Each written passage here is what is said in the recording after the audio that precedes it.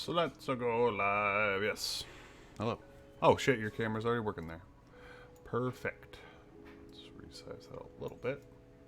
Hello. Hello, hello.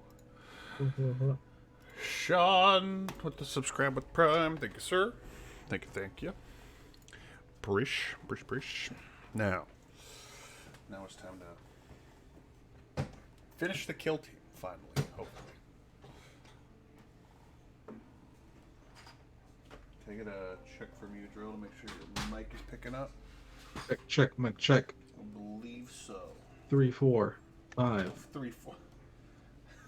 It's like that, there was a bit from The Office where how many people need to get hurt before we realize this is too much? 1, 2, 3, 4.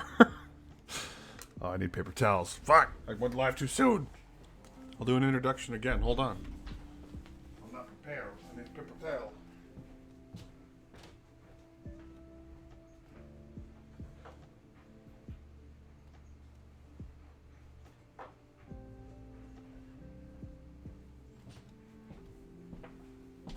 I always forget, like, one thing. One thing. Yeah, we scooped up one of those third hand boys. Now officially Victor.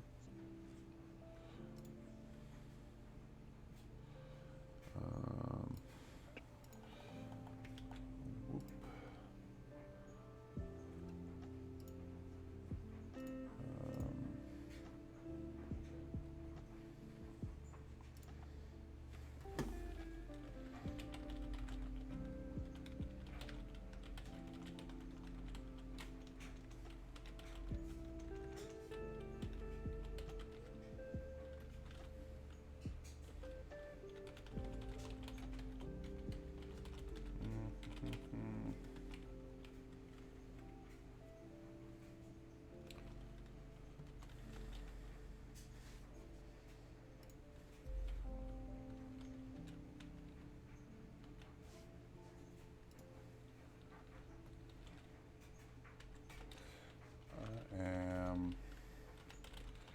I need to get fix one of the social media things. There we go. I am working on one of these boys. The old slasher boy. So I got him. And then I've got, this is one I started. So we got a burner. Yeah, do with like 4 fucking knives. That's the plan. That's what we're going with today.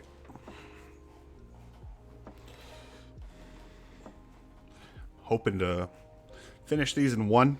I'm not exactly the fastest painter. Quite slow, but we'll get there. Either way, stab happy.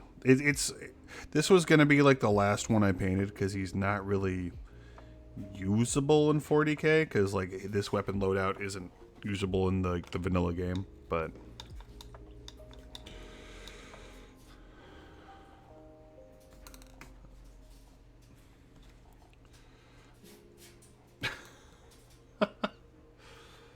I've I could show you one of the. This is one of the finished ones. This is the one I've been doing on stream.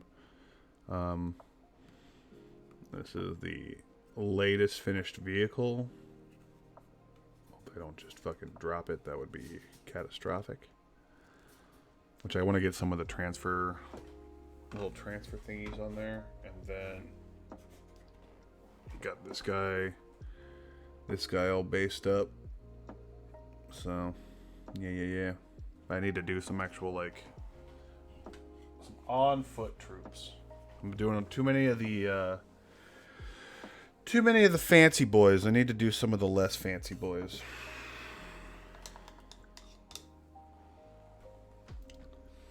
D&D scenes. I haven't done anything outside of Warhammer. Which I don't know if you actually have to paint the Gundam minis. Not minis, but I guess models. But I ordered one of those since I got a really good deal on one.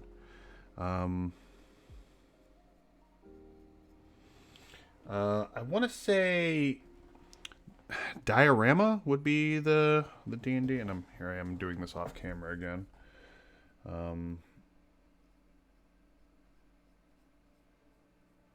Get this guy all base coated up. I want to say Diorama. That's what I would consider one of those. I also don't know how well they actually like, because I got one of the D&D box sets with one of the like the, what are they called, the modules, like one of the the scenarios you can run, and I got the Stranger Things one, and it came with 2 minis of the Demogorgon, one painted, one unpainted, but it's like rubbery. I use Streamlabs. I used OBS in the beginning, and I eventually dropped it and switched everything over to Streamlabs just because there's a few more options available. OBS is good if you are like, if you're very familiar with it, then it might be good. Or if you're looking to record and edit, and you just, like, you're not looking to stream but you're just looking to record, then OBS would be the way to go. Pre-painted. Okay. I found a deal for, it's like the main Gundam from like the original series. It's like a 74, 75 piece kit for, I got it for like $6. It was crazy low. So I don't know if I'll put that together on stream. Maybe. I've got there's kind of 2 ways you could do it. You could do if you want to do OBS and just like record the whole thing. If you're looking to stream to Twitch, you could just full on stream to Twitch and then download like the actual, like the entire video. If you're looking to stream to Twitch, before you stream, make sure that, I don't remember where the setting is. You can probably find it. You Google it somewhere, but make sure that the VODs are being saved. And then once you do that, you're able to just download the full video. And if you're looking to edit down or just put the VOD online, that's the easiest way to do it. And that you can do through OBS or Streamlabs. If you're looking to just do like put things on YouTube like edited, then vanilla OBS would be the way to go.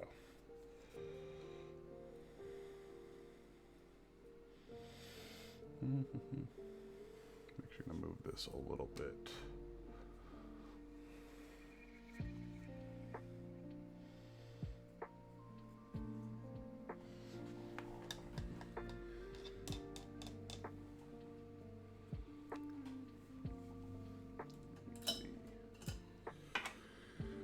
Oh, that was probably very loud.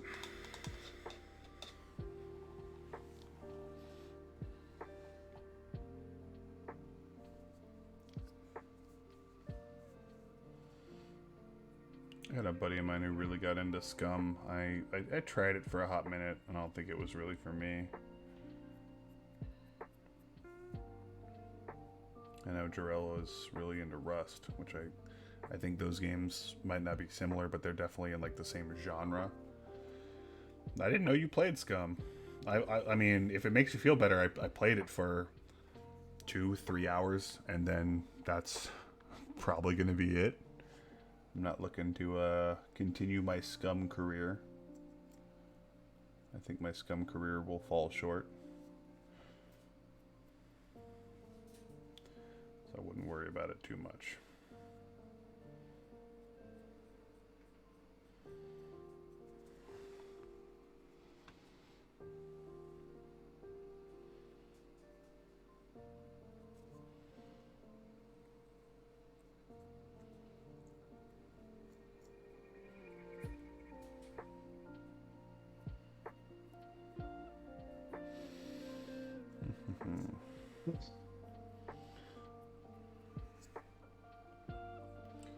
I'm determined to like start a mini and then finish it on stream because Not today. I've kind of yet to do that. I go off on a tangent and I have I lie and say these are painting streams when they're really just talking streams with a camera shot of a desk.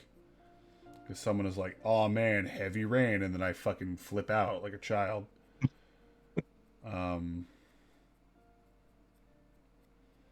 I don't know, Sean. I am like the slowest painter, and I have a lot of stuff kind of like this guy, where like I've painted some things, and then that's it.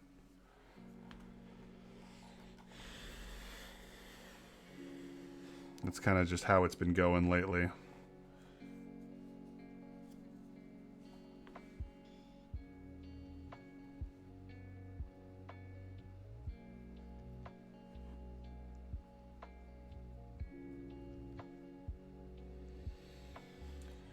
Yeah, I mean, I didn't even. It was Monday. I painted, which I did very little. Those scions got very little done. But the and then the honor guard are all yeah, I'm doing something. Like as long as I get something done, like I'm not too worried about it. And I've got the pile of shame slowly building up again. This just came in today. The old Lehman Russ. You got another Lehman Russ? Nice. Lehman Russ Demolisher, so it's like the snub nose one. I could either do that or I could put the Gatling gun on it. Can't decide which one I want to do. Probably the Demolisher, because it's...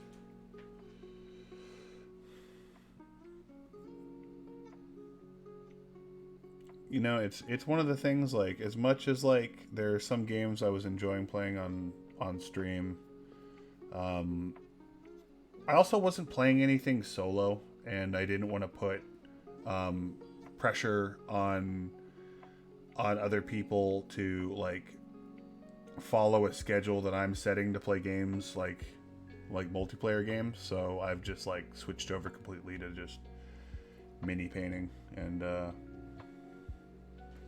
kind of just fucking relaxing. Like when it's not very often that you can just like have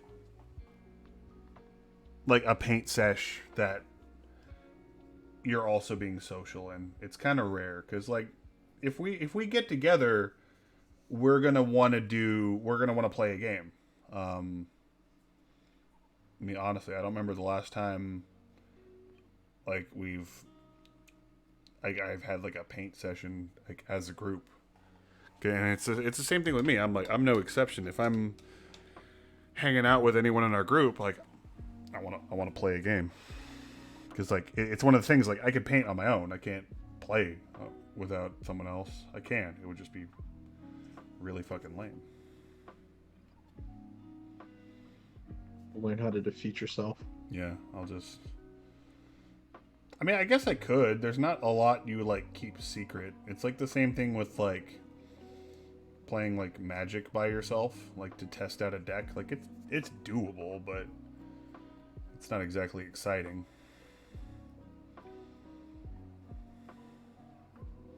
Actually, Warhammer with the kind of the lack of like secrets is probably the easiest game to like play by yourself. I don't play Magic. I have the online, like the Magic the Arena. The thing about Magic and like Pokemon cards and things like that, because I have like a couple. Like, you can see some on the shelf like up there. Probably not from here. All right, that's cool. Hey, what's up, Rez? Thanks, man. I appreciate you, Seven. When you play it, like a lot of these like collectible games like Magic or Pokemon or in this case Warhammer, Hearthstone, anything like that, are the alerts too loud? Is that Maybe I could turn those down. I don't know how. I'll fix that later. I'll know for. I need to be able to hear it because I'm fucking deaf. It's kind of like playing multiple MMOs. You can, but really, for like a monetary aspect and a time aspect, you should be like focusing on one. It's like I can justify playing an MMO and paying like the whatever, depending on the game, the $10 to $15 per month to play something like that. If I'm playing two, you kind of have to pick one, right? Because one of them is going to get more time than the other, or both of them are going to get 50% of your attention, and then you can't really justify paying for both. And I mean, unless you really like have the time to dedicate. But when it comes to a game like Warhammer or a game like Magic, there is a sizable monetary investment. So, like, I could play Magic, but my collection is never going to be that big. I'm never going to buy, like, booster boxes because I won't be able to justify spending that kind of money if I'm trying to just play it, like, casually. Now, if I'm looking to build, like, just like a commander deck and play for fun, that's definitely possible. Which is it's probably going to happen. Probably this year as well, because I know they're doing the crossover with Warhammer, and I want to get those cards just to have them, because like I have the Bob Ross land cards like framed on the wall here. I'm not a Magic player, but those cards are fucking dope. But like if I play Magic, it's like my heart is not going to be like as into it. And I know like I've played a couple drafts. I've had fun with some Magic stuff, but I know it's definitely not it's not a major passion of mine. Like I have like two competitive Pokemon decks. I have a Darmanitan, and then I have a Sirfetch'd deck. Both not exactly meta, but both decks I really enjoy. And I played the online Pokemon card game, which is honestly awesome. Like it's really good, especially on from a money standpoint, since you can't buy the cards in the game. You have to have a booster pack, and then it has like a code for like a booster pack in the game, and then like that's the only way to get the cards. And no one really wants those. More people are just trying to play the physical version. So people sell those codes for like 10 cents. So if you want to get like 50 booster packs, then you spend like $10 or less, and then you have like an instant collection. I'm telling you, dude. Like Sean, I'll send you a link. Jarrell sent me one where you can get 50 codes sent to you immediately. Copy paste them over and get like 50 booster packs. The best thing about it is, unlike a lot of other card games, there's like an in-game trading thing where it's like if you have like booster packs and you're looking for specific cards, just spend full ass fucking packs and just trade them to people. If you want a specific card, spend $2, get like 10 or so packs of something, maybe even more, and then look for that specific card and then like trade them, and then you get whatever card you need for like an actual like competitive meta deck for like $1.50. It's crazy. And if you're looking to do that, do it soon, because I know they're like changing over their whole card game system, and that might go away, probably because they're leaving a lot of money on the table. But I'm telling you, man, that's like I have like physically, when it comes to like the investment, and this is just for me buying singles, for the actual Pokemon cards, like competitive decks, I have 2, which I'm pretty sure are still standard. I'm not actually sure. It's been a little bit. On the actual trading card game, I have like 6, because I decided to spend $20. So I have like 6 fully fleshed out competitive decks. That's the way to do it, man. I'm telling you. And if you're gonna do it soon, because that might be going away.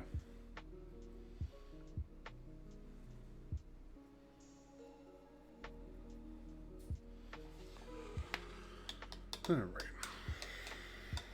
Some nice looking orky flesh.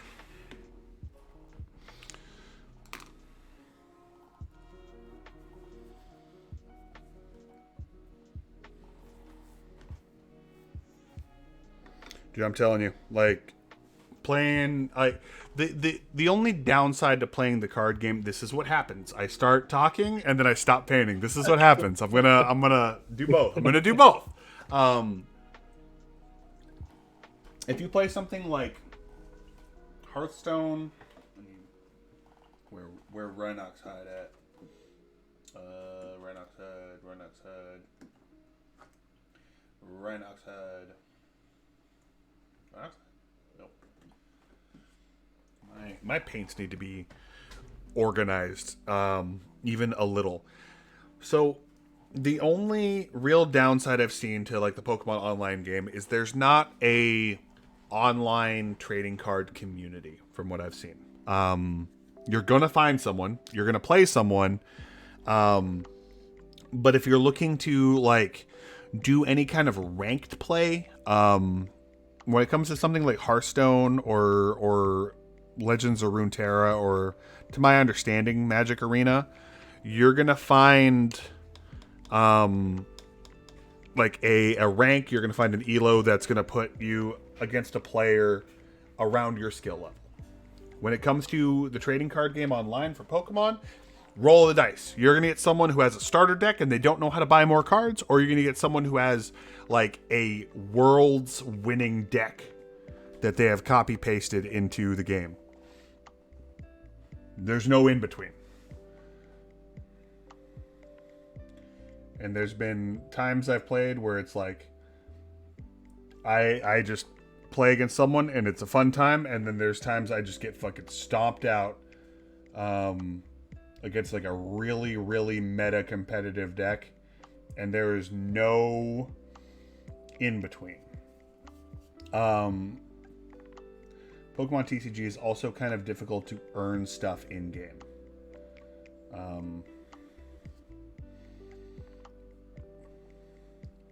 That being said, if you look at, I want to say it's Poke Beach, has a lot of good competitive decks. Definitely look at those, because Pokemon, the deck structure is like combo decks. That's pretty much all that's in the game. That's like the only archetype of decks in the game. What I didn't realize, because I played like real early. I played like shit. I must have been like in elementary school when I had like a Venusaur deck. What I never really got to experience is like a modern like meta competitive Pokemon card game, and it's fucking fun, dude. It's a fun fucking card game. I've had a real good time. And like the weird thing about it is like there are not a lot of things like cards. There are attacks, but there aren't a lot of things that you do that messes with your opponent's plan. You kind of just like have a plan and you try to do your plan before they do theirs. So as opposed to, there's no equivalent to like the Magic Blue deck where you like don't get to play. You both get to play, and like it's honestly a really fun time. Like it's a good card game. It's not as deep as the other ones, and I can speak for like Magic and Runeterra, and to a lesser extent Hearthstone, and to no extent Yu-Gi-Oh! Which Yu-Gi-Oh! Apparently is getting very complex now. They have like pendulum creatures. Like there are cards that are like mostly text and with special guest art. Like it's nuts.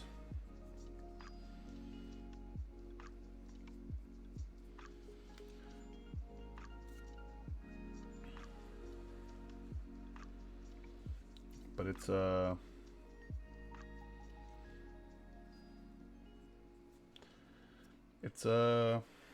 good time. I would recommend looking into the TCG and messing around with it.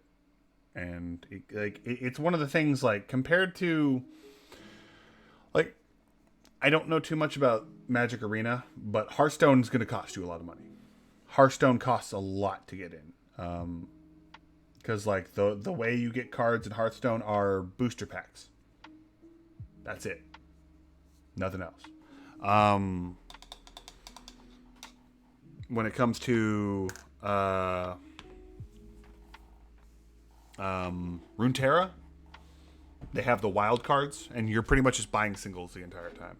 But you get what you want.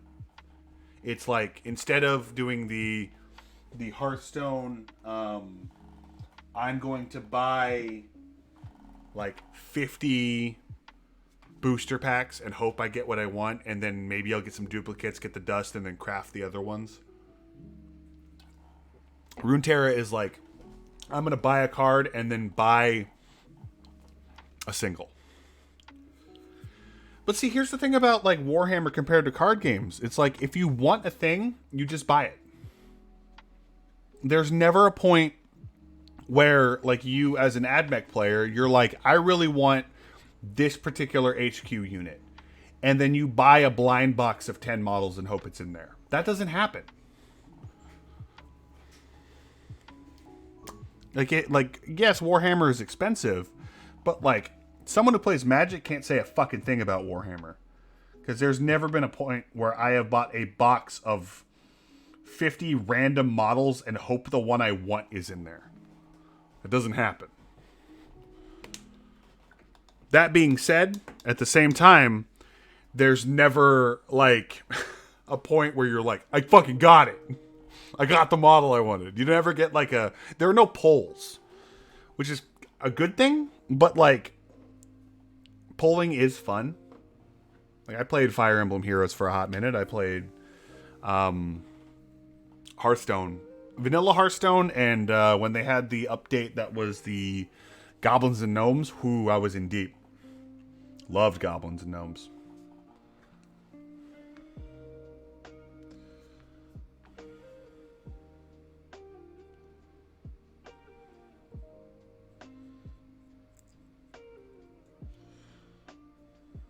Everyone's favorite part of painting a mini, base coating. So exciting. You got shit RNG luck. Do you have shit RNG luck, or do you just not remember the good stuff? Because I've had that as a Street Fighter player when I'm like, all I do is lose. And when I win, I'm like, finally, as opposed to, like, being excited that I won. And when I lose, I'm like, yep, it's business as usual. You got to remember the good times. Remember the good luck. Make it a point to remember your good luck. Because otherwise, all you're going to remember are the bad stuff. It's easy to remember bad conversations you have with people, bad games you play. But it's harder. I mean, these are like the kind of things I talk with people, like, when I go to work. Like, you remember the shitty ones. The amount of bar shows I've played and the amount of, like, shitty comedy spots I've hit, I've had, like, I remember all the bad ones. But, like, when I did, like, Sack Punchline and I did really well, or I did, like, Cobb's in San Francisco and I did really well, I don't remember really how those sets went. I've had some really good bar shows. I've had some really fun things, but I don't remember those. But, like, when I bombed at, like, a nowhere bar and it sucked and I didn't get paid because, like, the guy who was putting the show together, like, didn't budget right, I remember those shows. But what I don't remember is, like, going to, like, I don't remember how my sets went at, like, Tommy T's. Because those, like, they were good shows. So I don't really remember them. But if I bomb, I fucking remember that shit. And it sucks. But, like, that's just how it goes. Like, we expect things to go one way, so when it does, it's normal. And when it goes bad, then it's abnormal, and that's when we remember it. But, like, I'm sure there's been a lot of good roles you've had playing Warhammer. I'm sure there's a lot of good games, a lot of good decisions you make, but you don't remember those as much as you remember the mistakes.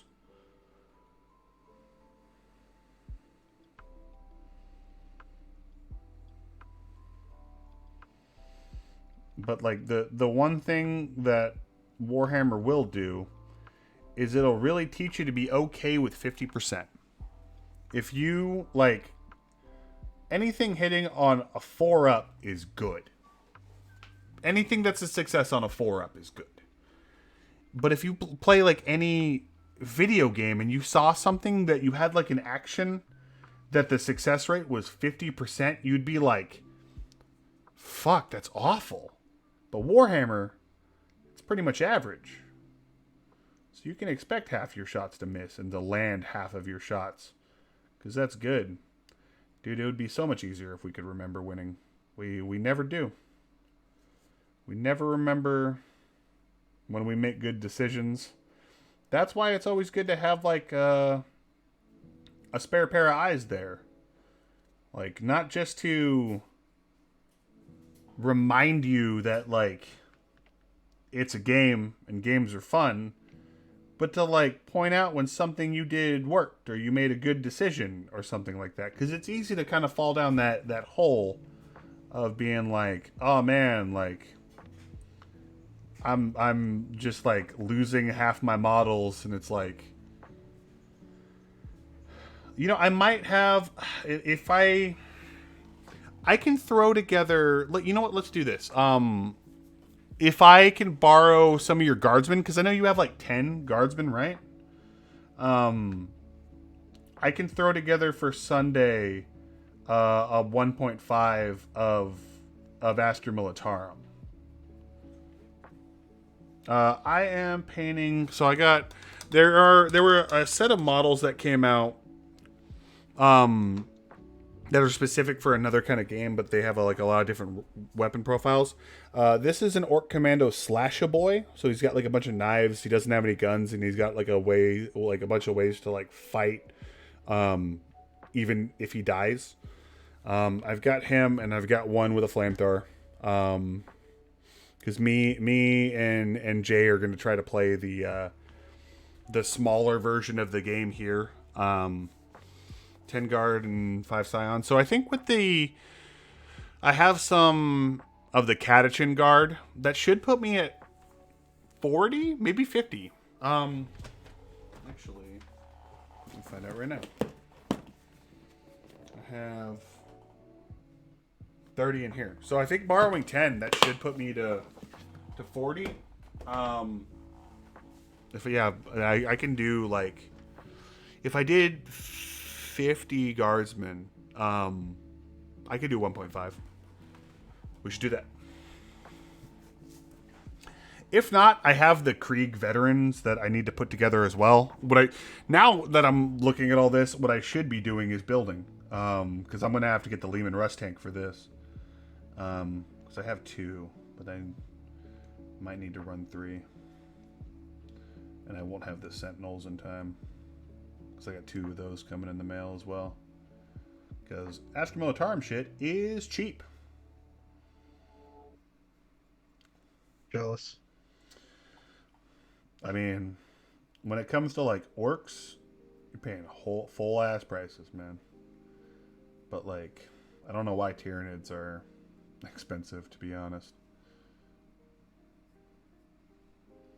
But like, fucking Space Marines though, dirt cheap. Because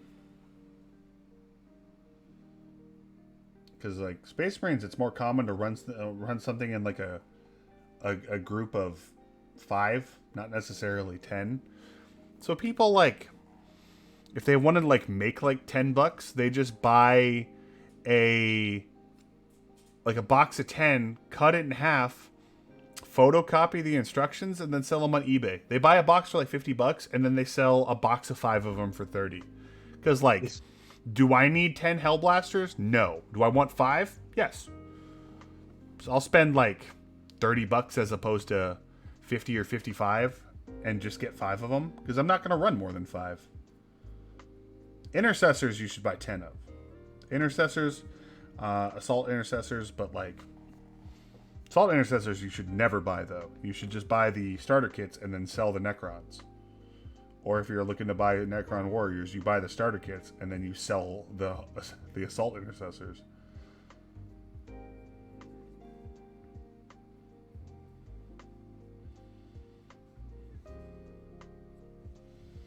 This green just did not want to layer super well.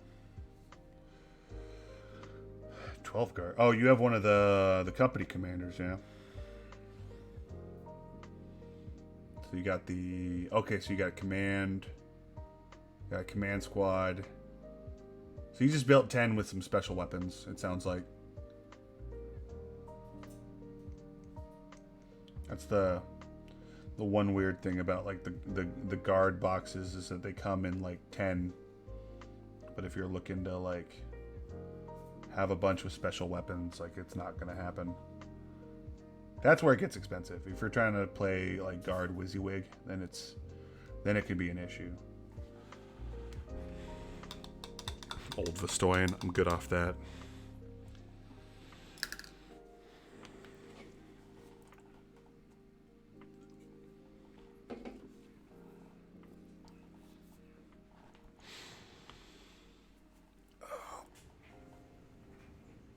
And I have 1,000 points. So this Sunday when we play, for your agency, I'm gonna call them the agency from now on. This Sunday when we play, I should have. I'll bring the Space Marines, and I'll bring the Militarum, and we can get a little bit of both in. Now it's time to do a wash for the skin here.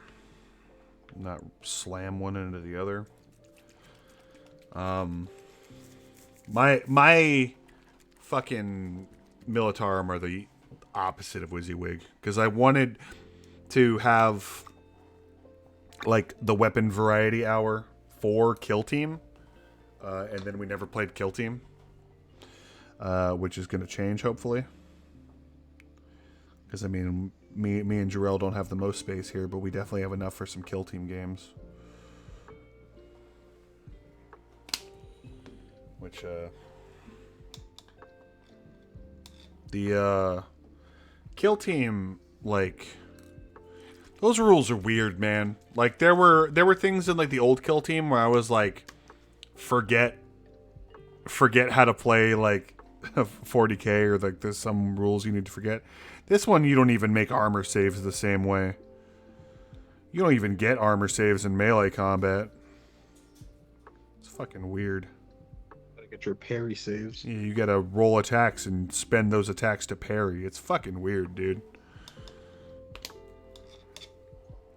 But it's also, like, kind of cool. Like, there's not really, like, a... Like, the phases are, like, go phase. If you want to move and then shoot, and then fucking melee, like there's a whole it's a weird fucking game, but like it's kind of cool. Like I'm kind of down with it. The weird thing I found out from what everyone is kind of saying, the Krieg and the Orcs, not very good. Not very good in Kill Team. Even though they were supposed to be like the poster boys of it. Apparently not great, but it is like it's cool. I would like, I want it to be different, you know. Like, and when we were playing Kill Team, I was like, this is cool and all, but I just want to play like the big ass game. I don't want them to be too similar. I want them to be in like in the same department, but I don't want like to play. I don't want Kill Team to be baby mode Warhammer.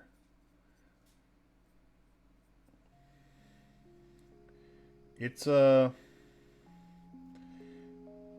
definitely weird, man. It's a weird one.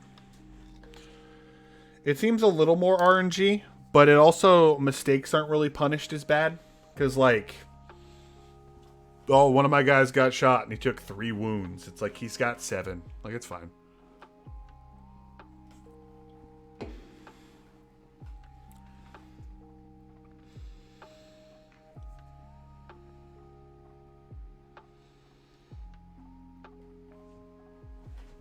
Like, it's a weird one, but I'm definitely interested.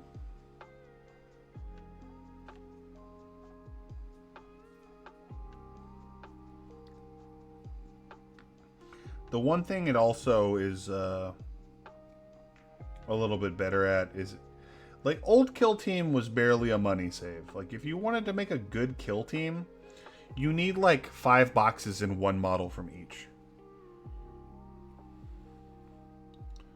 This one, it's like, oh, you want a kill team for Space Marines? You bought 5 intercessors? Done. You did it. You made a whole ass kill team. So like that's kind of cool, but like the old Orc kill team box was a fucking joke because it was 5 flash kits. And that's just like,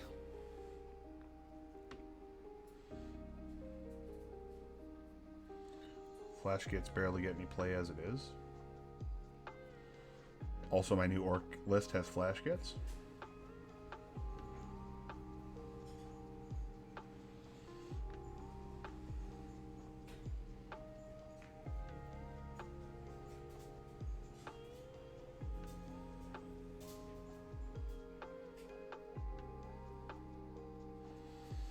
But I want to get the Commandos done, and I really want to get get a kill team for the Space Marines done as well. Space Marines, like, despite them having the most variety, they have the least variety. It's like, do you want 5 guys with the same gun, or 5 guys with a different gun, or 5 guys with a different gun? If it was just like pick 1 from each one, then it would be kind of cool. But they get like the most and the least amount of variety. Like guardsmen, you can have like 5 guardsmen, but they can have like all different guns. Space Marines, it's like, you want 5 intercessors? Great, you did it.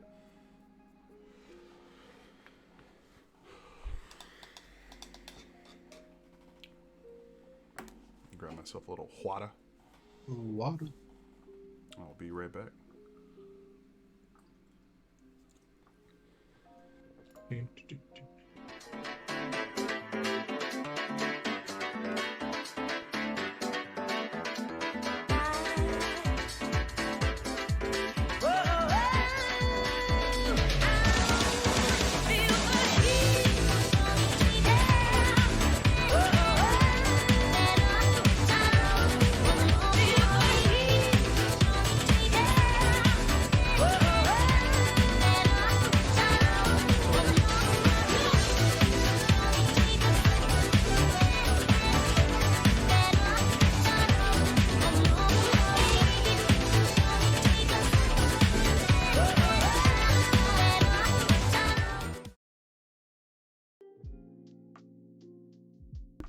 Anyway. You know, think about the heavy intercessors. I don't see them used anywhere. I don't see anyone using heavy intercessors. Like, I've never seen a list with them.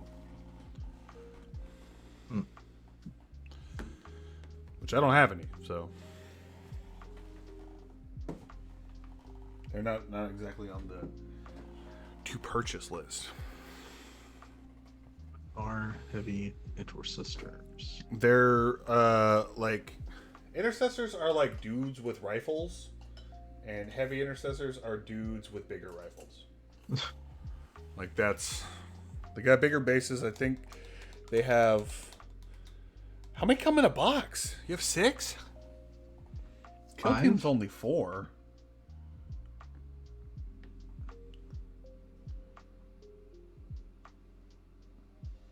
I think it's 5.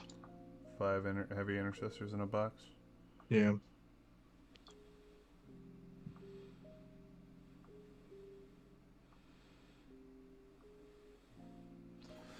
I don't see them ran anywhere.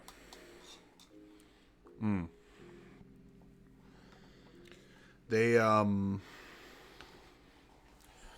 what I would like to see is honestly what I need for my Space Marines at this point is a dreadnought. That seems to be the thing I'm missing. Dreadnoughts are like the only vehicles that are like worth a shit, apparently. Everything else is kind of meh. I think I'm gonna.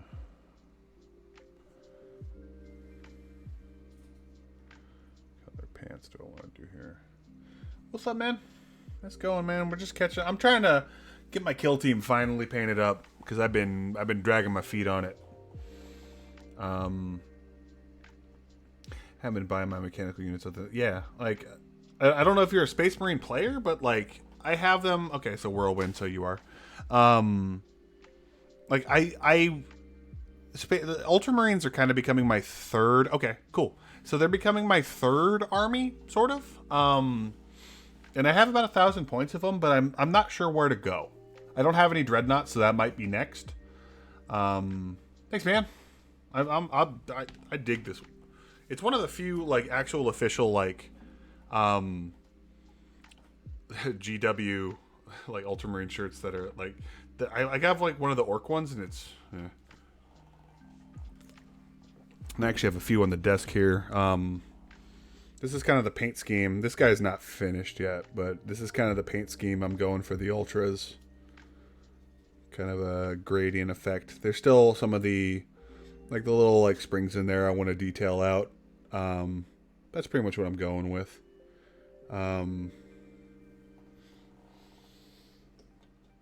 Got one more. That's where I'm going with it.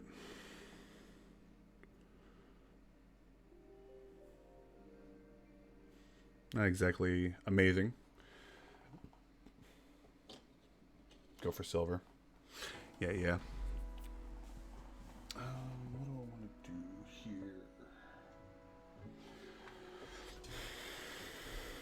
So I think what I want to do, kind of want to do all black for this whole thing. But maybe I might go do the painting, do some experiments, have my technical class paint more traditionally. Sure, yeah. I started with orcs, so like a lot of my boys don't look great, but I'm starting to slowly get there. Color pants do I want to give this guy? You know what? I don't want to do stuff. Maybe I will do plastic.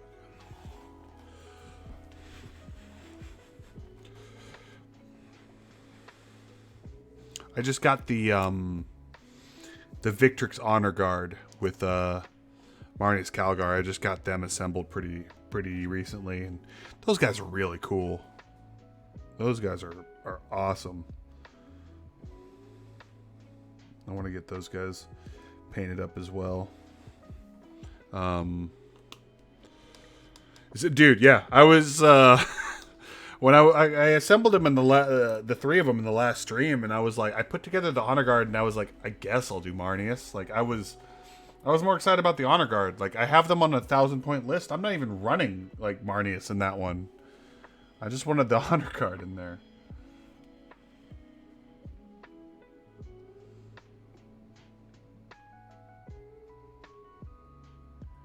Yeah, that makes sense. Thanks for the follow, man. I appreciate you.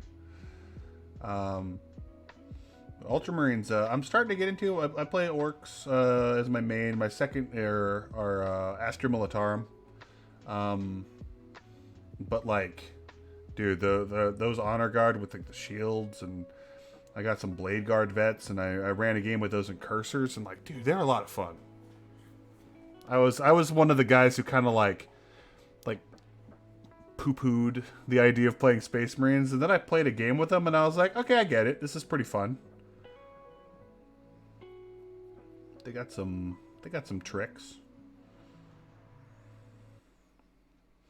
I'm excited for the second Space Marine game coming out. Should be pretty cool.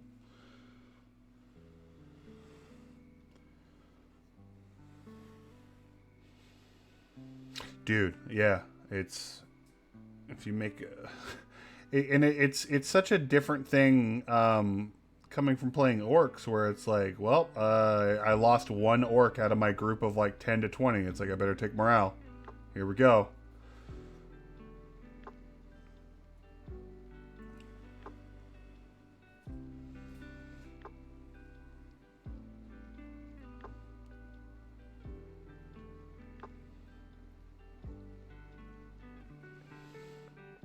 And like with the update to orcs, like morale is much more of a killer for us now,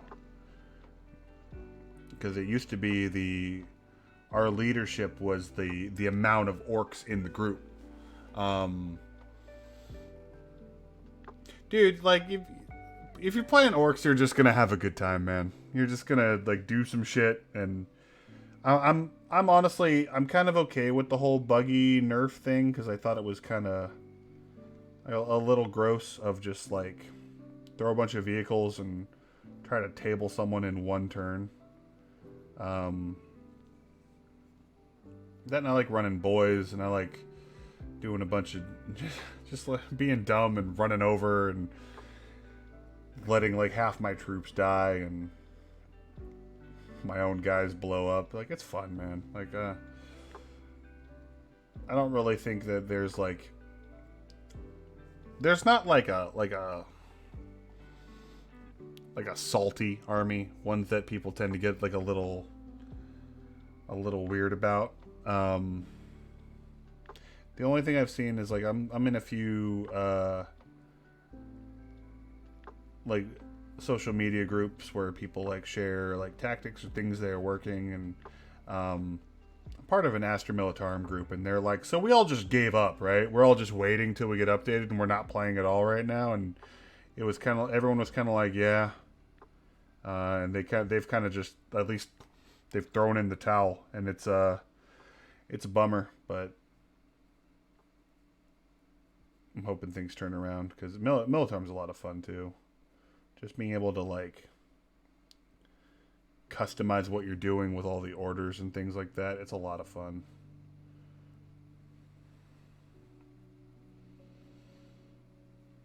This guy gets red pants. I don't know why. He will be a red pants boy. There's one thing I'm not doing for my orcs is having like any uniformity. People just wear whatever I feel like.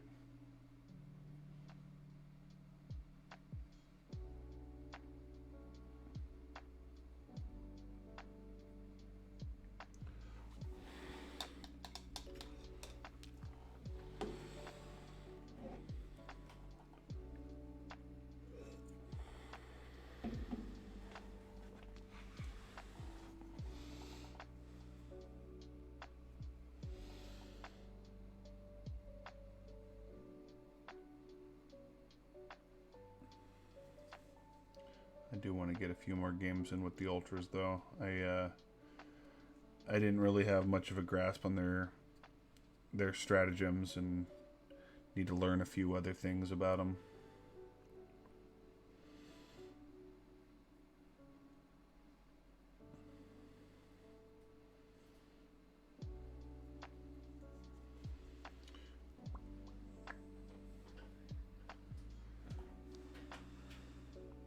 We got a lot of people. You'll see the bot pop up with the Discord link every now and then. We got a lot of people who've been hanging out in there and sharing some things they're painting and talking about Tau railguns almost exclusively. You're welcome to pop in there, man. And I put some of my stuff on Instagram as well. I'm not exactly a pro. I'd actually consider myself quite the opposite. I've been playing 40K for less than a year. It has not been a long time, but you know, I've been really enjoying painting, so I just want to do it on stream and try to get better. right? That's all we can do. Is just try to do better.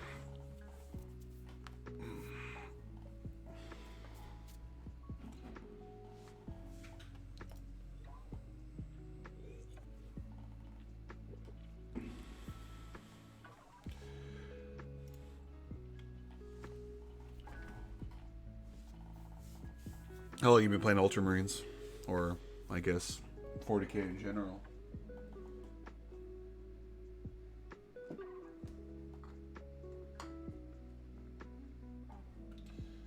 need Warboss Green. I have Warboss screen. Can I get that, please? Yeah, be down in a second. Thank you, sir. I thought I had 2 Warboss Greens. Kind of like every other green except for... Oh, I have 2 Wa Flashes. That's what it is. Kind of odd for you. Sir.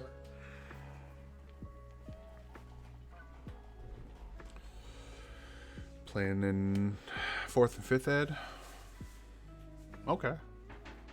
She's been around for a minute.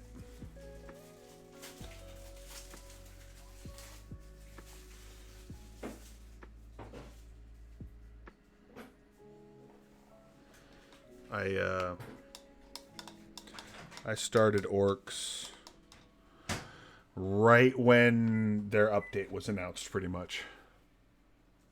So I bought the book and I bought some boys, and then and the update came out, and I was like, I guess I gotta buy different kinds of boys and a new book and all this. So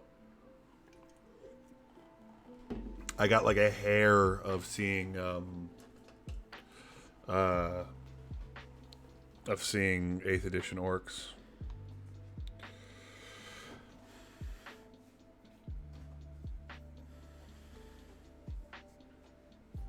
Gotcha. Ultramarines, Blood Angels, and Black Templar were the final 3, and you stuck with the one that didn't get the supplement yet, huh?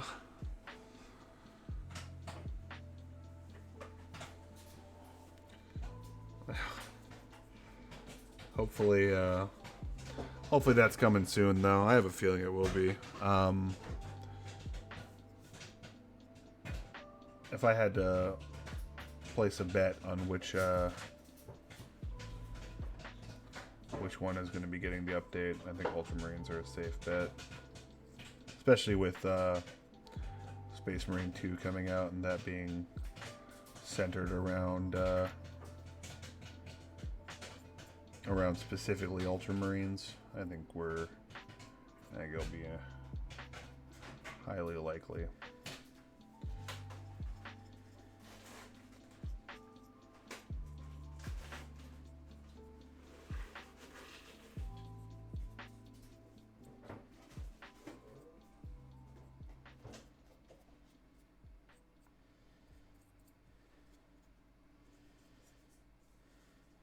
That is the sound of popcorn. That is my roommate making popcorn. I guess my mic is a little better than I thought. Look at that.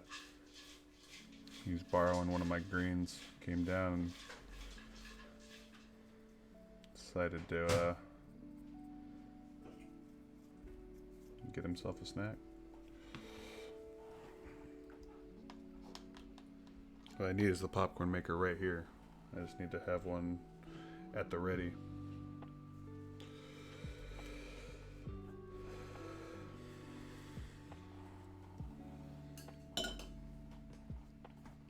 I feel like I'm being snack shamed. Oh, you're not being snack shamed. Ain't no shame.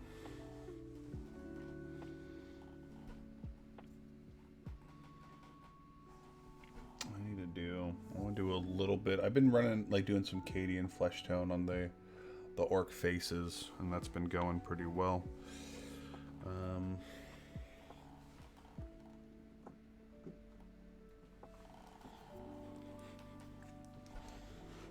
Just to give them a little more color.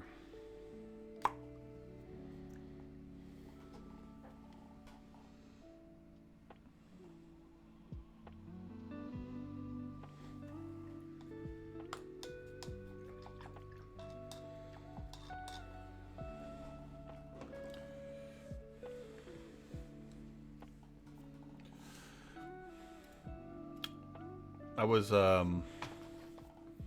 when I was trying to land on a Space Marine chapter, I think Blood Angels were kind of in the mix. I was debating doing Death Watch. That's what I was thinking. And then I think that was before, might have been before the update. But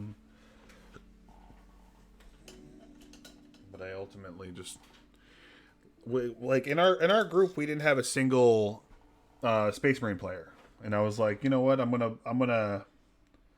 A buddy of mine had a lot of Space Marines that he had like didn't have a home, and I was like, you know what, I'll fucking take them.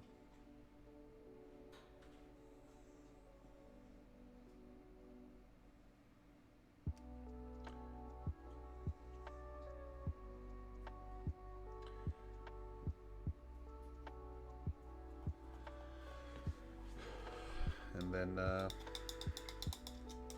I ended up buying a few things. Like he had some eliminators. He had the Vanguard box essentially, and I split it up with a buddy of mine. I ended up taking the suppressors, the infiltrators, and the eliminators. You guys have to stretch now. Points have been redeemed. Eliminators are the first Primaris. Mine were I'm like so sore right now.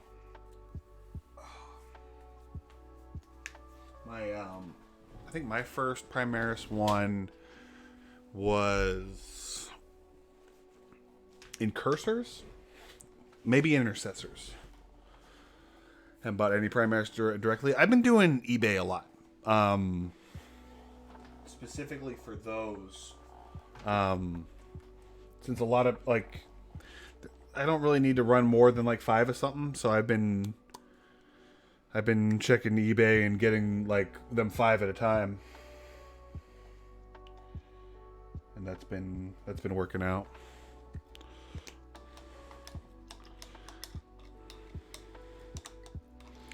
Change this water up pretty soon, but eBay has been my go-to to make sure I'm getting good prices on Space Marine stuff.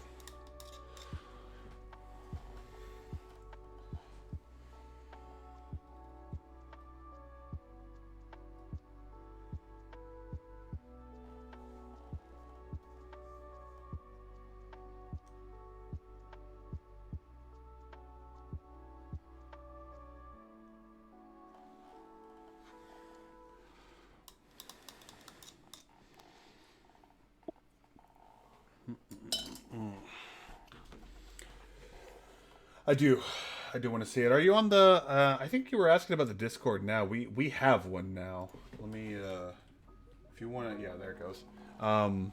Yeah, if you want to pop in there and show off some of the.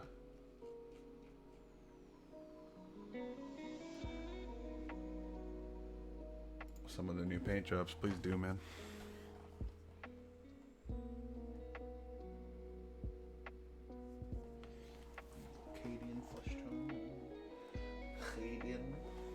Cadian. Linked. Yeah. Take a look at Lou. Ooh. Now I see a lot of Lehman Russ parts there.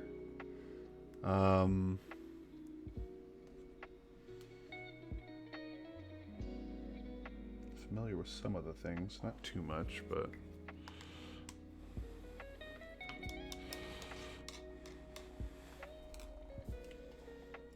some of those look like the Lehman Russ like side panel things. The Punisher Gatling, yeah. There's the. You know what? I actually have. Let's learn together, because I have. Let's take a look. We got the Executioner, which is the plasma one. Punisher Gatling. And then the Demolisher is like the snub nose, like short range one. Yeah. So I just picked up one of these recently. I didn't have one with the actual Demolisher one, and those are really good, and I want to run those, and I want to run something with the equivalent of, I think it's like a battle cannon for Gatekeeper, the new relic they have, which is just a good one that has a little bit of a bonus to against chaos.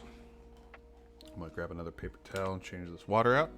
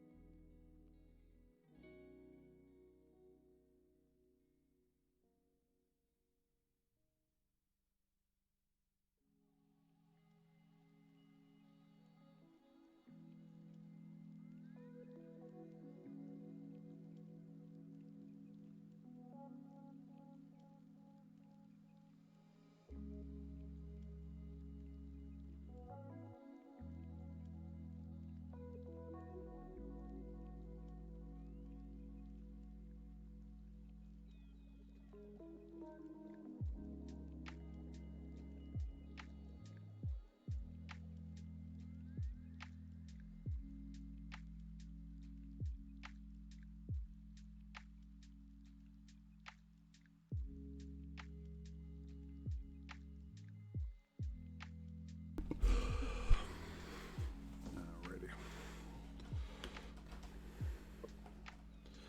Paint's getting a little too green. I'm still working on the. Are those? That's a Swarm Lord, right? Yep. That's what you're Starting working on? this dude. Mm-hmm. That's the wingless Hive Tyrant, yeah. The super smart Hive Tyrant. Mm.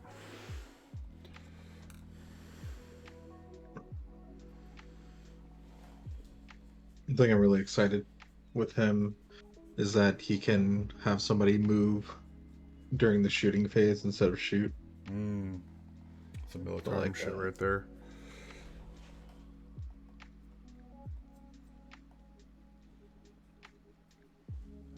Getting a fucking Hive Tyrant to move the entirety of the board. Mm-hmm.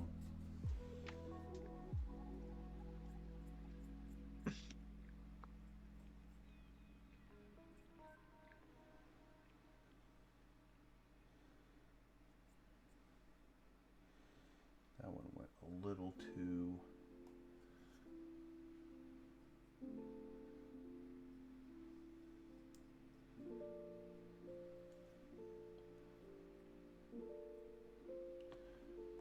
Little too bright.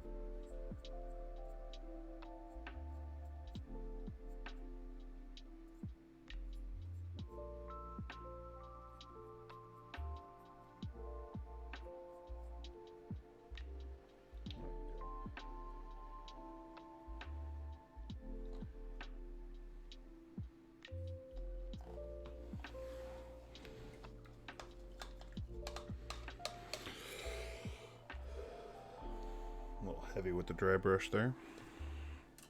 That's okay. Fix it in post, right?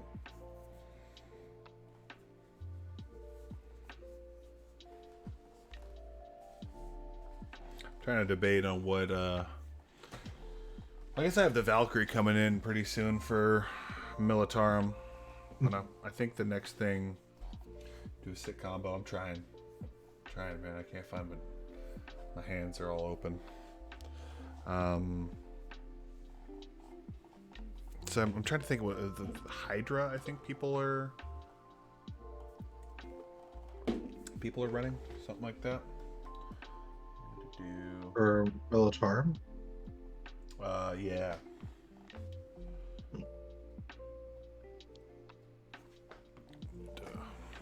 Dot that a little bit more. How you doing, Steve?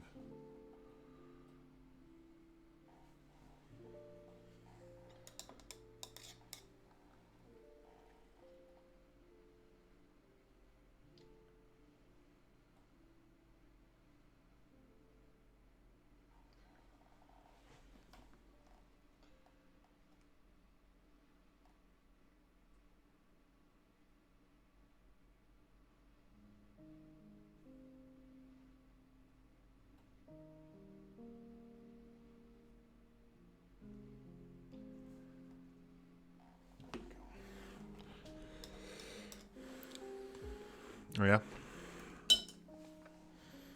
Is that the one with the you got the slime wizard boy?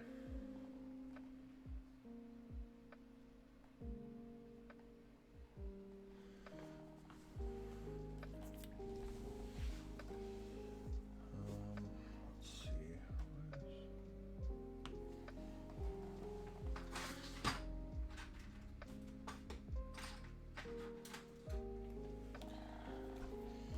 Slime wizard. Everyone's still alive?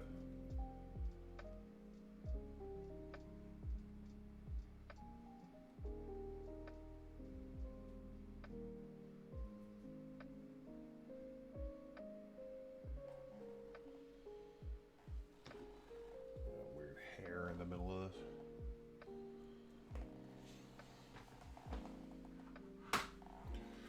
Let's see here.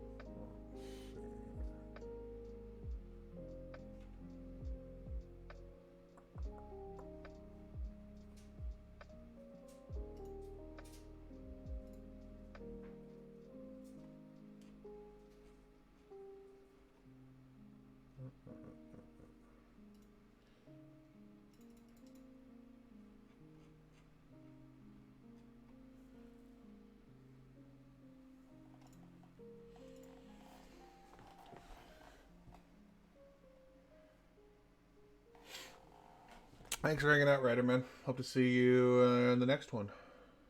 Appreciate you coming by, man. Thank you, thank you.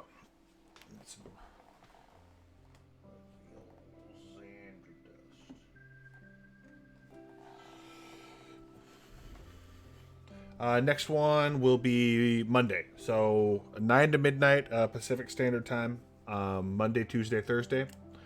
Hanging out, painting, building. You'll get notifications in the Discord. The link should be coming through. And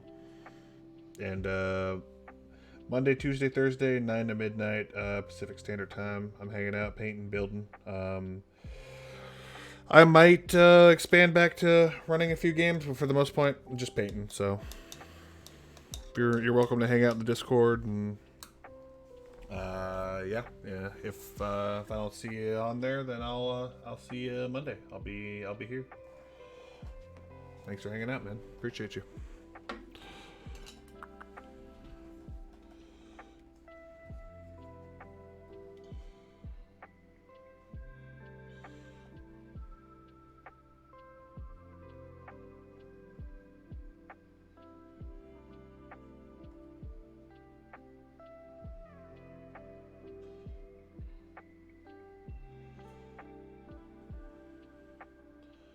This one's gonna take a couple layers.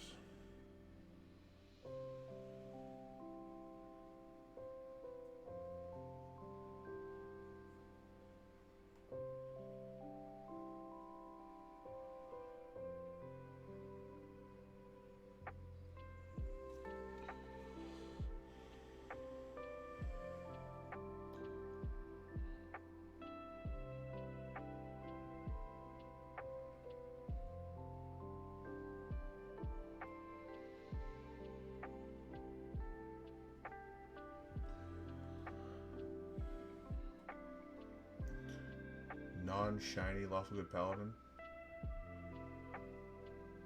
Ugh. What do you mean? What do you mean non-shiny? Like, 'cause I know there's like the whole lawful good is lawful great, but you just kind of like just like a well put together dude.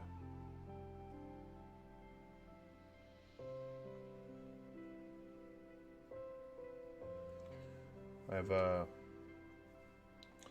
definitely played some one shots and some pickup games, and I've been surprised by some people's decisions like that when I just kind of make someone like, to the best of my ability, pretty interesting, and they're like, I kill the first person I see. I'm like, oh, this is what we're doing. Okay, that's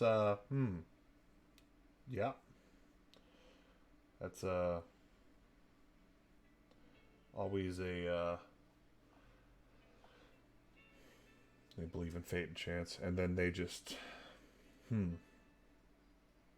Oh yeah, that was the yeah. I remember you telling me about that. Um, Dude, I've said it a couple times, but I'm always very interested whenever someone is given the opportunity to do anything, and what they do is to be a weird murder hobo. It's always really interesting to me. It's like you have limitless possibilities of what you can do, and that's what they choose. Always an interesting look.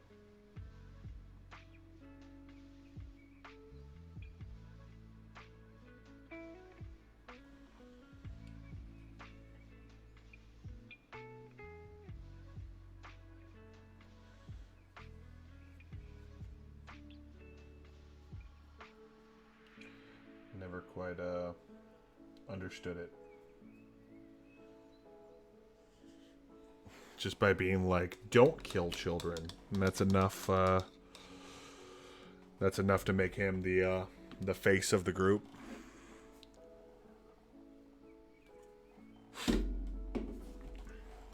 Interesting, very interesting.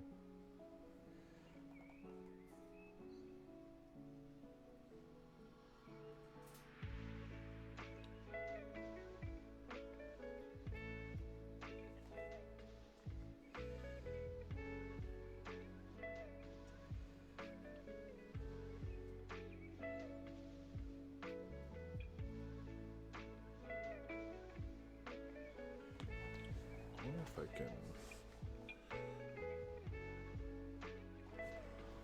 try something here.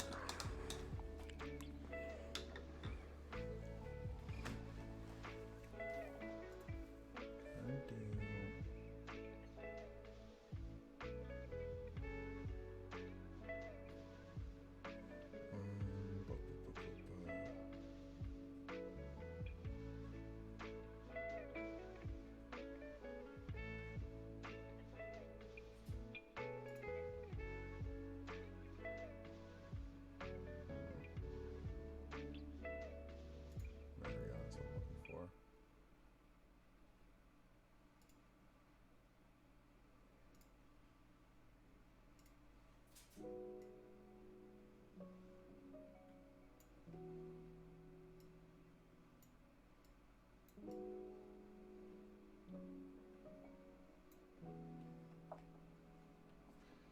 You gonna get in on that?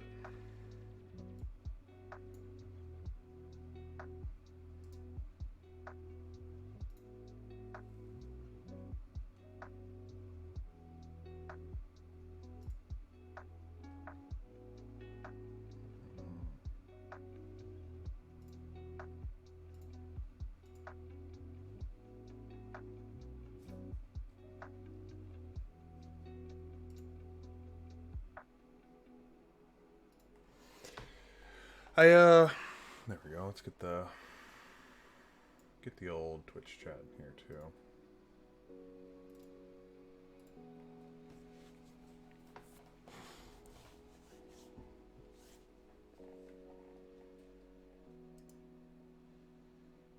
Let me see.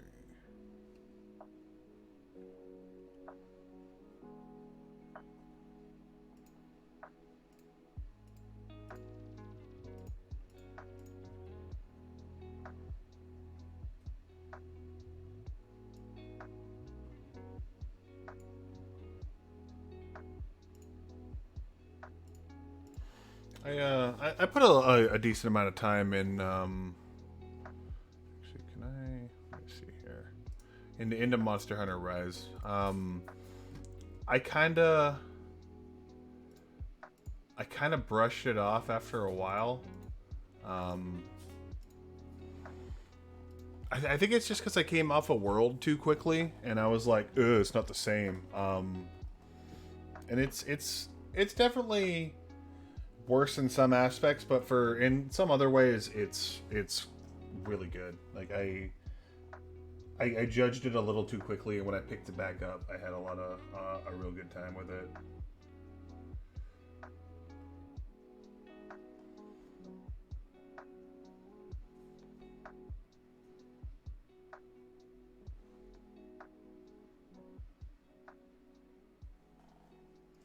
It's definitely not as pretty as World, but it's really good in its own right.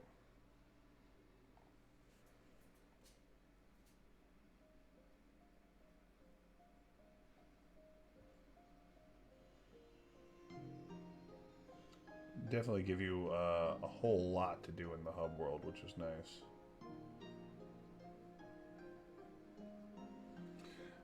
Biggest downside is that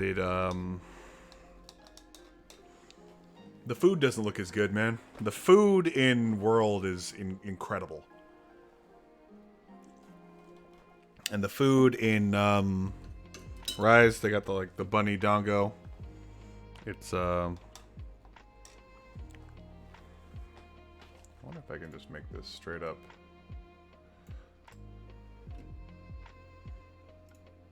Alright.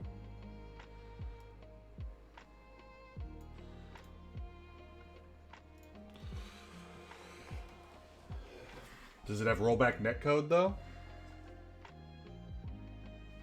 It's gotta have rollback netcode.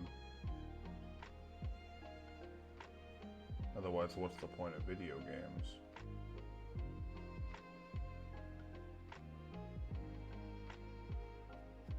Really, you told me what rollback netcode is, but I can't remember what that is right now. You know, I'm kind of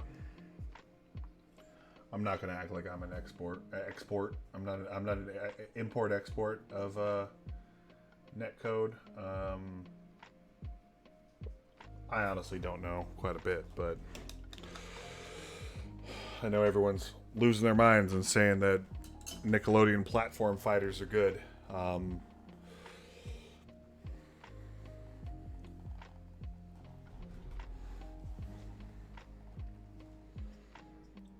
But it's let me do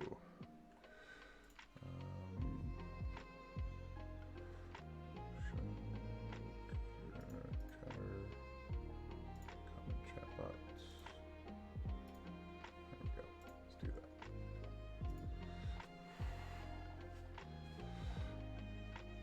Jarrell doesn't have net rollback.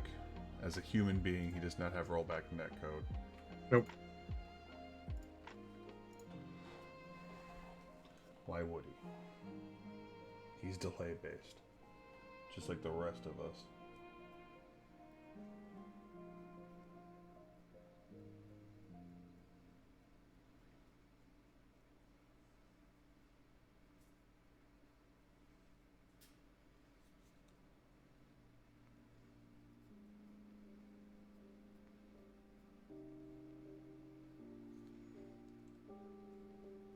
I really don't have rollback. I take V trigger too.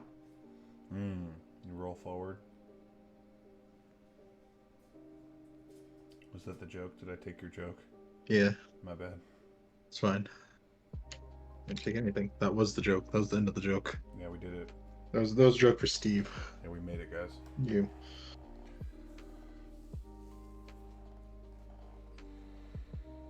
Yeah, I mean, it's one of the things like I'm not too knowledgeable on like delay-based netcode and rollback netcode, but like if there's something that people know more about than I do as far as like making something more optimal play online, especially during the old COVID times, like that's what should happen, you know?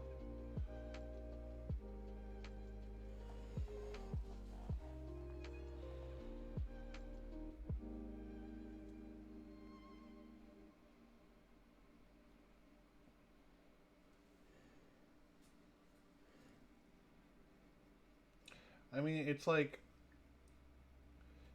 and we've talked about this pretty much at length when it comes to like Street Fighter V, and everyone's saying like on launch it was like the worst game ever, and there's still this big stigma how they released like half a game, but like that Nickelodeon fighting game like didn't have voice acting, and everyone's like it's the best game, it's the Smash killer. It's like really strange to me.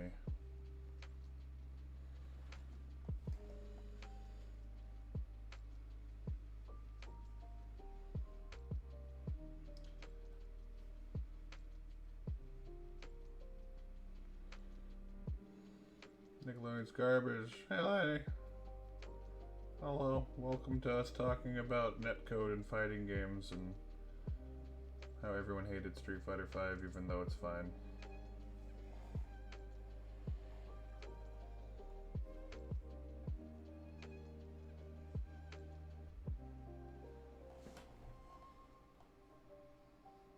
I'm just painting an orc. Painting a slasher boy. Yeah. I appreciate you just hanging out. Everyone's friends, everything's food.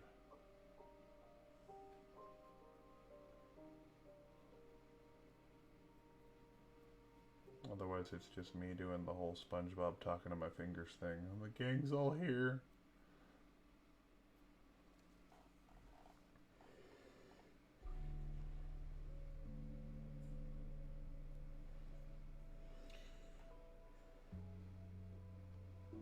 Oh. Weird. Sanford Kelly with the most famous stick break of the entire Street Fighter 4 history is talking about how it feels great. Whatever you gotta do, man.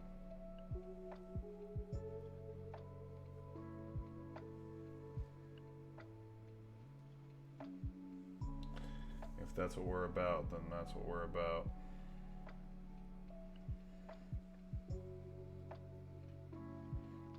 It's one of the things, like, I mean, like, there's the grass is always greener, but this idea of like, Street Fighter 4 is so much better than Street Fighter 5, but like, no one's playing it. Like, it, as much as I don't want to like talk about like the Smash community, because I mean they got their own fucking problems. But, like, they wanted to just play Melee, so they just played Melee. To the point where they made their own, like, online, like, fucking, like, capabilities for it. With their own, like, ranking structure. But, like, I mean, Street Fighter 4, it's on PC. Like, you can just play it. But people still aren't. They're just sitting there talking about how great it is. And not playing it. You know? Like, if people wanted to play Street Fighter 4 and they wanted a community for Street Fighter 4, then they would have it, right? There we go. Loose thread in this guy.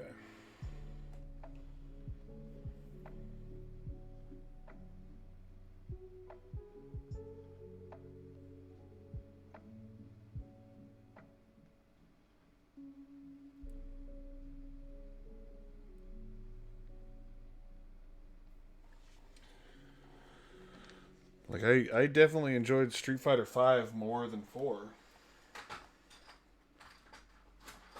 But at the same time, like, Street Fighter V was... I mean, when I played 4, I didn't really know what I was doing. I just made some educated guesses.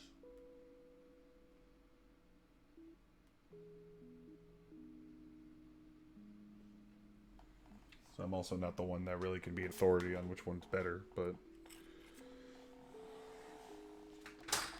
Because by the time I actually played Street Fighter V, I kind of knew how to learn the game a little bit better, as opposed to like, I don't know if I ever told you this story, Steve, but when I was playing Street Fighter, when I was playing at the Wyoming Dojo, I don't want to name names. I'm not gonna name drop anyone. But if they ever hear this, which they won't, they'll know. When I was, because I told Landy this story earlier. When I was learning Street Fighter 4, and I didn't know what I was doing or what I was talking about, someone asked me something about my character while I was playing them, specifically about the frame data, and they asked me if like what it was on block, and I didn't know, and I didn't want to admit I didn't know, so I just lied, and I was like, it's plus, and he was like, it's plus, and I was like, yeah, like two. And I just lied because I didn't want to seem dumb, and like I'm pretty sure he just punished it the next thing he did. And he's like, "Oh, this kid doesn't know what he's fucking talking." Kid acting like I'm not like 30, but you know, when you don't know, you just don't know. I don't know if no, maybe you would know, maybe you would remember.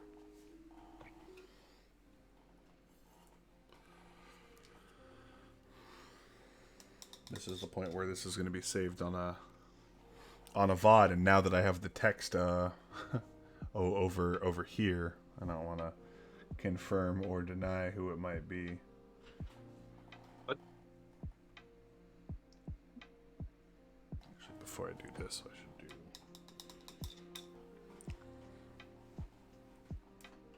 do. Might not be who you were thinking, though. Honestly.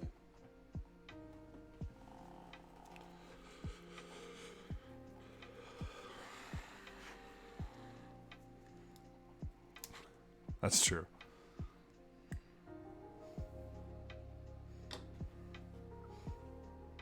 Actually, I guess it doesn't really expose anyone. It exposes me as being an idiot, so I don't think it really... it's not really going to hurt anyone's feelings if I, like, name drop someone. But I'm curious now who you think it was.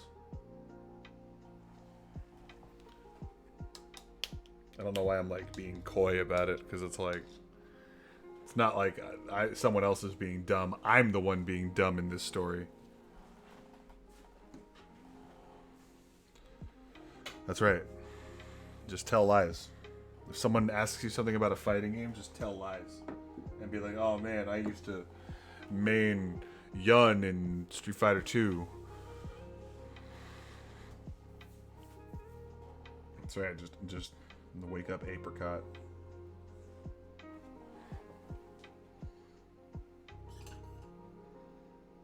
But the real question is who did I lie to? This is like the Kennedy conspiracy of Why Me Do.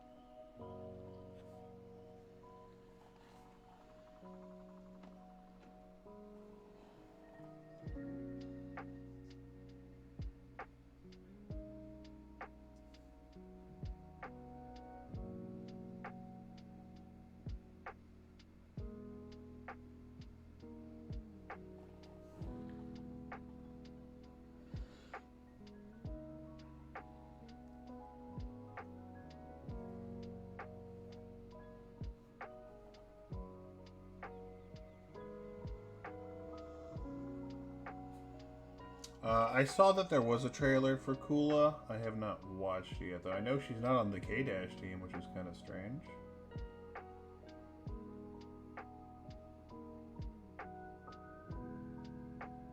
I've never been a Kula fan, really.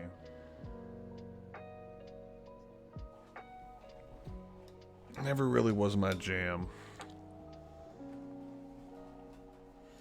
Get serious!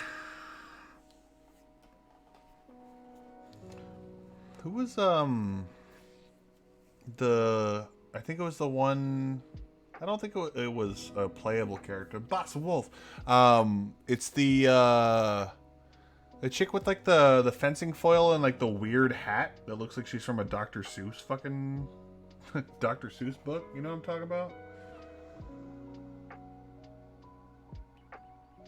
I remember seeing her in, I believe, 13, but she wasn't playable. She like showed up to help somebody.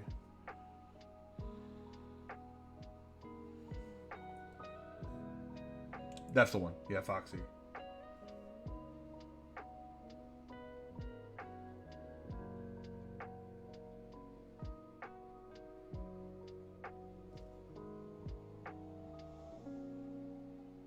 We're only about a month out for that game, yeah?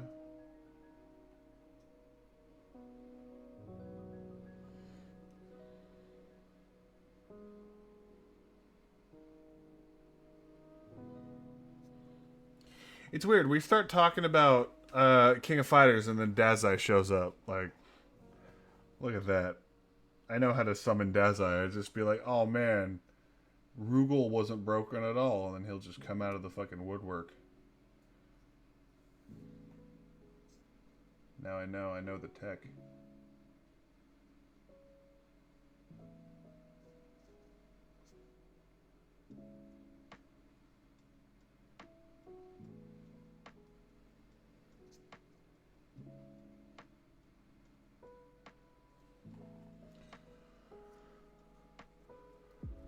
Level 2 super.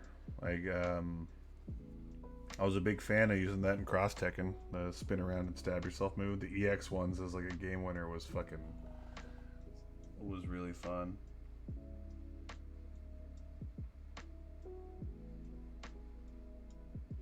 I can't wait for the next Street Fighter game where people say that 5 was the best one and how they ruined it and it's nothing like 5. That's what's gonna happen, man. That's gonna be very frustrating. Just like with Cross Tekken. I mean, we were saying that from the beginning. It was a good game, and no one listened to us. Now they're all looking goofy.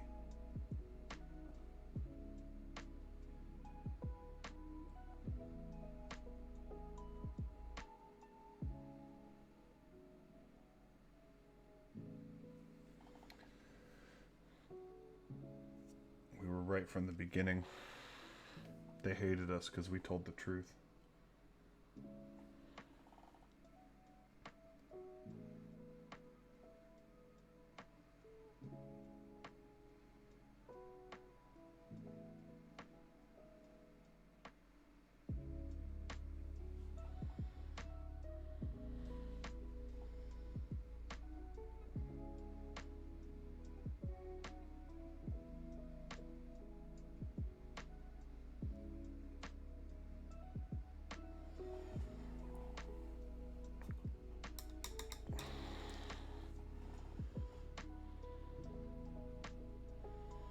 It's easy to be like, oh man, I was the best at cross Tekken when no one's like checking anybody. No one's policing anyone up.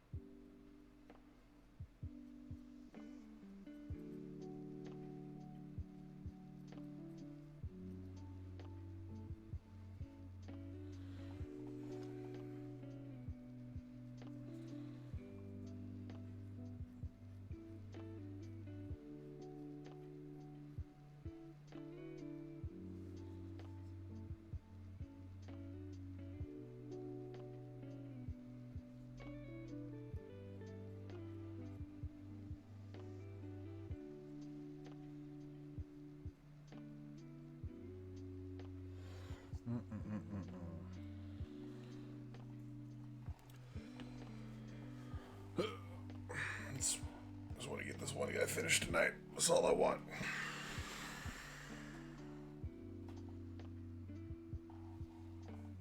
We'll see.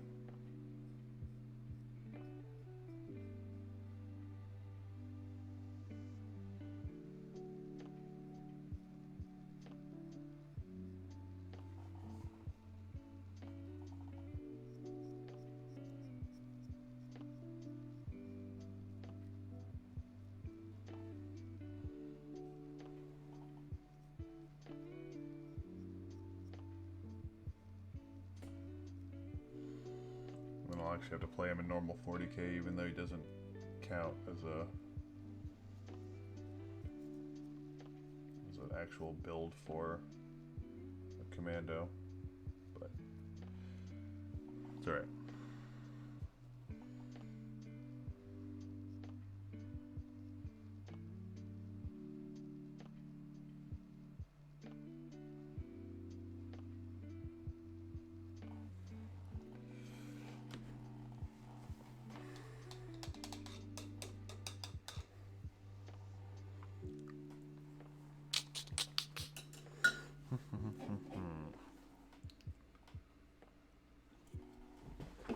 I got this for Monster Hunter Rise. It kind of became my paint cup. One of the tankards they had on Fangamer. I think this was Monster Hunter World, actually. Yeah. With the Meowskiller Chef.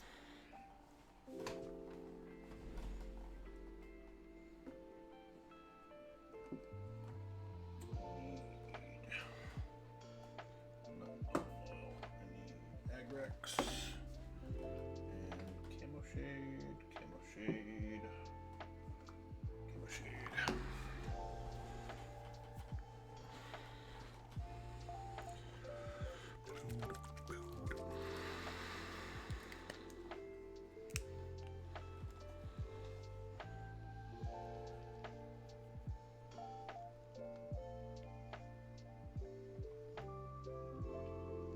Actually, I probably don't need to do this yet.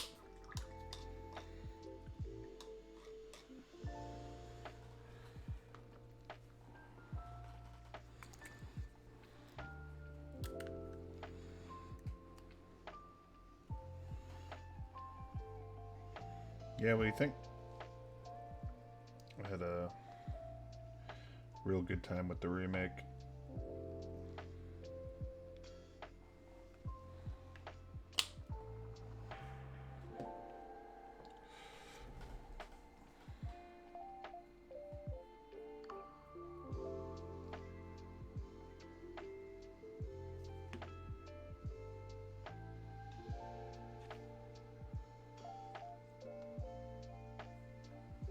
Mostly good. Mostly. What's up, Polly? Welcome back.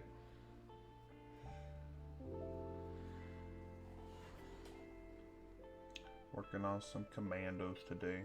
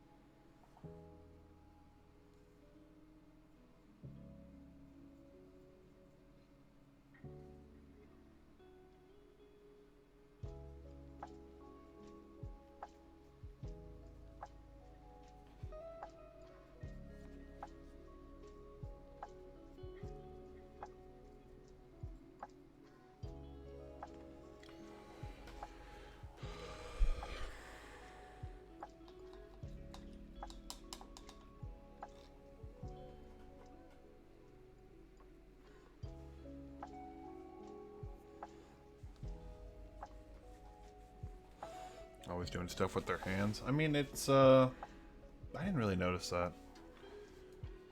Yeah, I'm not sure. That did not really stick out to me. I guess that's like, when it's, I don't really want to say an anime game. I mean, it is an and JRPG, so it's like in the ballpark. But I kind of expect them to character, like not just female characters, but all characters to kind of emote like that. So I guess it didn't really register with me.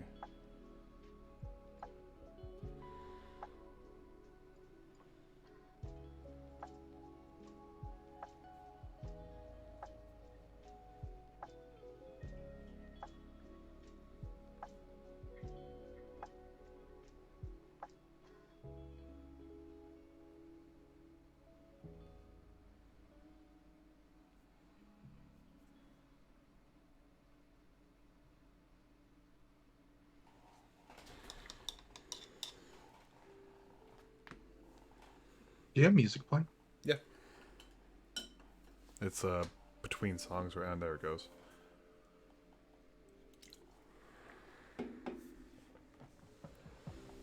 Oh yeah, I like the whole. Yeah, man. It's always gonna be chill music here. Some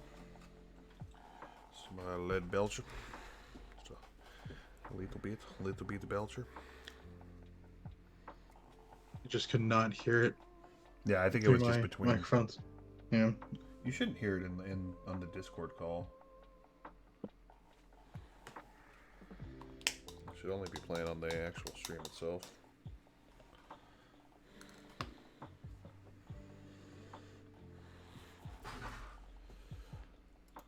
Need.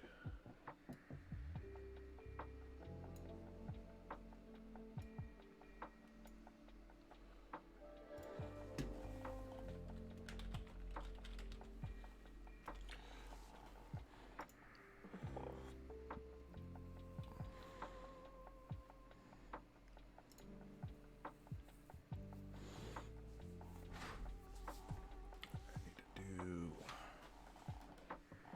Gorther.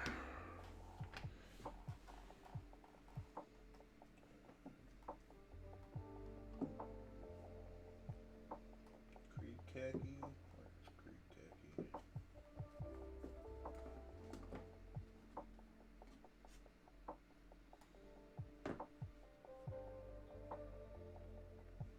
No, right here somewhere. No, white scar.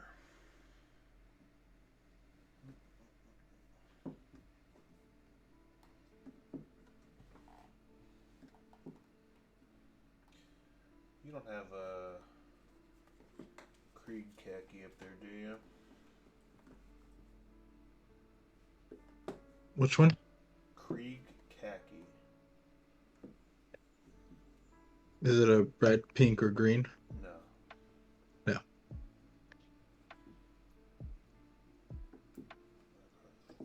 I have two of the shades up here, and then the Tezzeret Glow.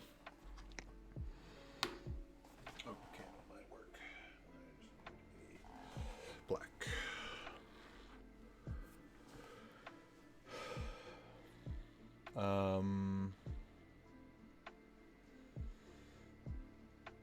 It depends on how much you're getting worth of models.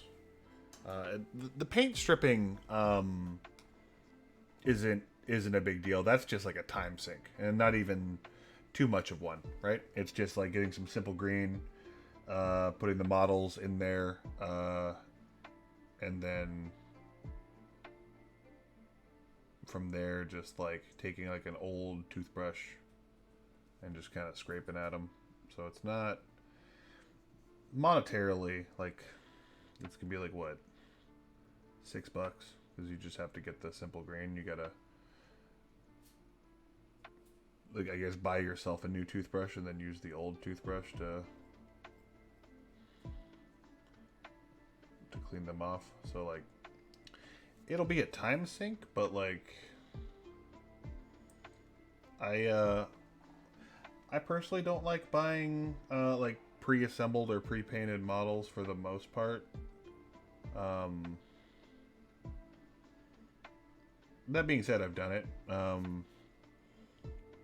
My tank bustas were all pre-assembled. I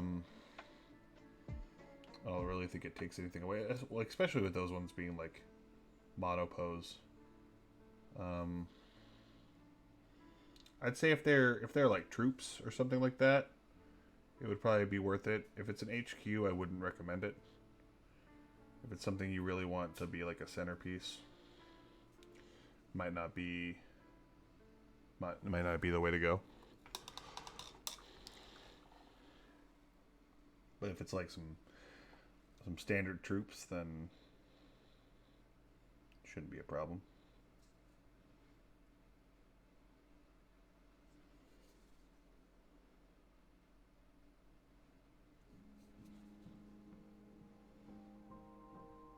Or if it's like a vehicle, maybe not.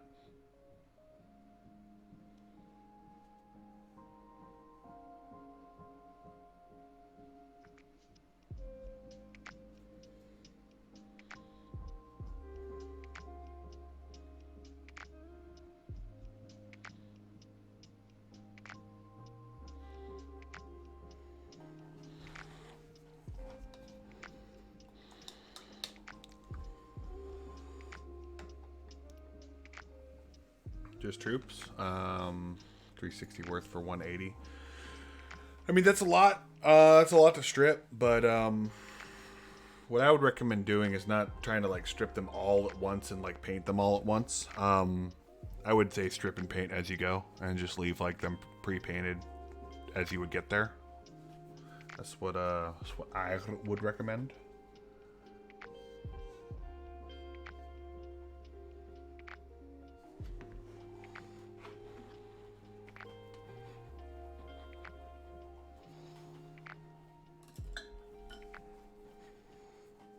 Yeah. What army you say it was for? I might have missed that.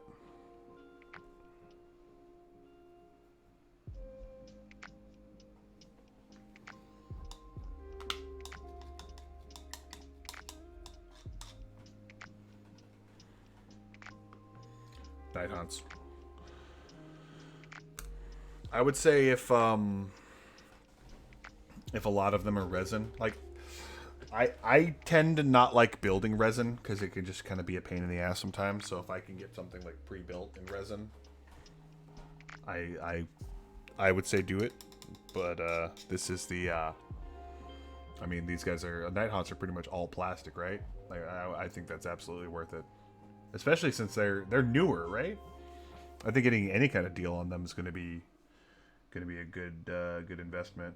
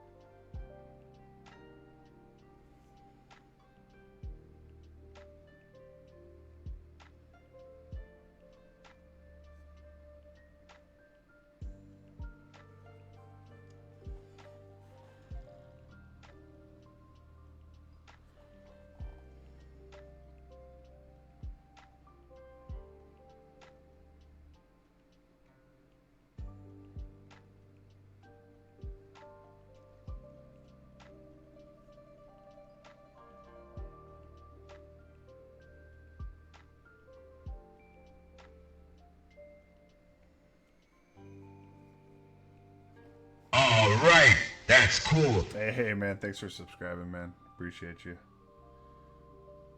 Appreciate that.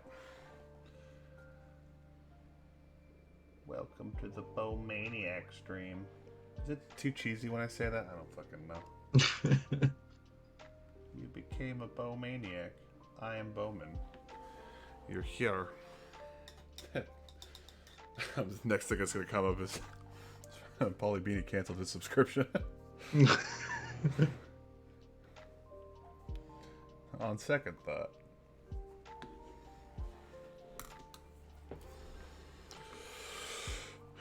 Ba-da-ba-da. Not cheesy enough. You know, you're right. I gotta really hustle and ring that bell and like and subscribe and tell all your friends and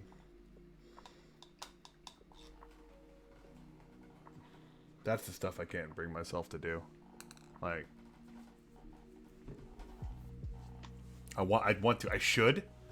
Cause you gotta play the game a little, right? But like, I don't know. I always feel weird. Like, if people sub, that's awesome, man. If people just follow, that's awesome. Like, I just don't like painting alone. Now it's easier when I actually have people to kind of hang and just talk about nerd shit. No, God, no, no, no. That is the worst. Ooh, that hurt. That did damage to me. Called a bow fist.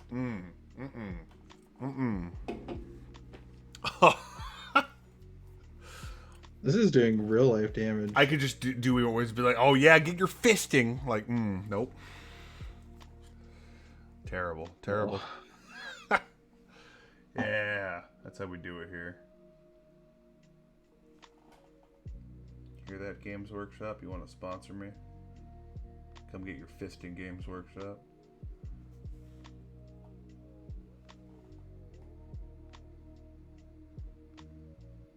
I like how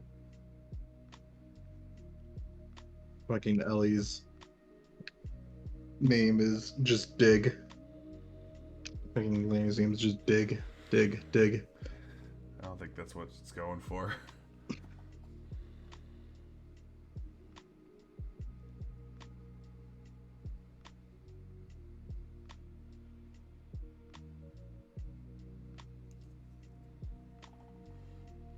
No, I see the whole thing. Oh, on the actual...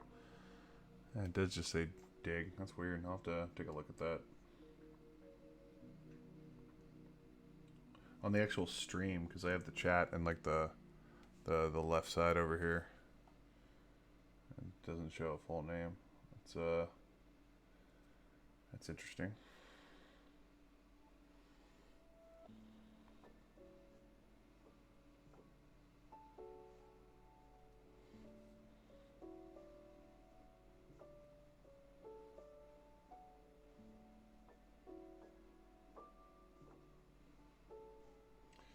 Maybe there's a way I can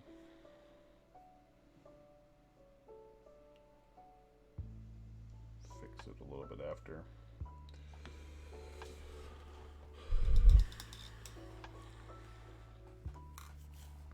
Too busy making this orc in the fancy pants brigade.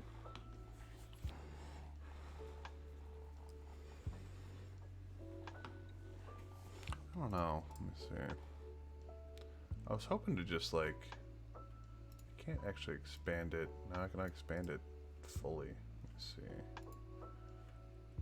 Oh, here we go. What if I do...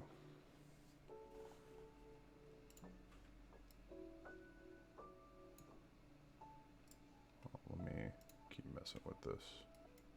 Let's try... How's that look? No, let's do...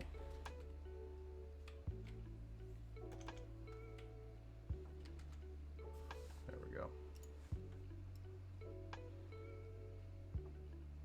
There we go. Try it now. Maybe a little bit. Actually, wait. Don't try it now.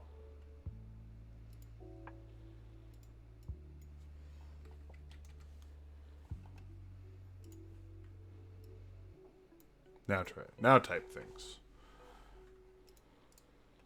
Or, no. Ooh, God. There we go. Now your full thing shows up.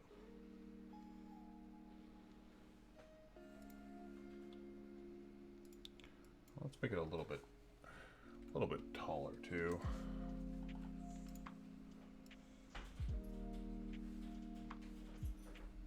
There we go.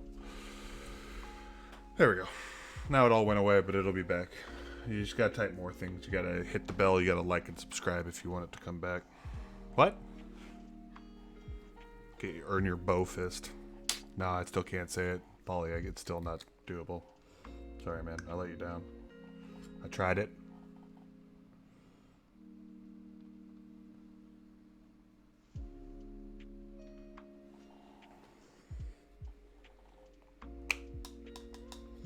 I might need to buy some more Abaddon Black pretty soon. Running low on it. I'm running a little low, and the pot is like leaking on me. Ugh.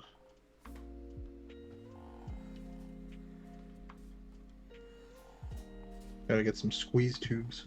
I know, right? I saw someone who did that. They used like all their Citadel stuff and like put it in like tubes and just there. Now your full name is shown and all your badges and the hype train and other things. Ding dong, hit that bell. Other Twitch things that I should know more about, being that I'm streaming. However, I'm You know, like, subscribe, social media's down below. If you subscribe, I'll write your name on my bikinied body.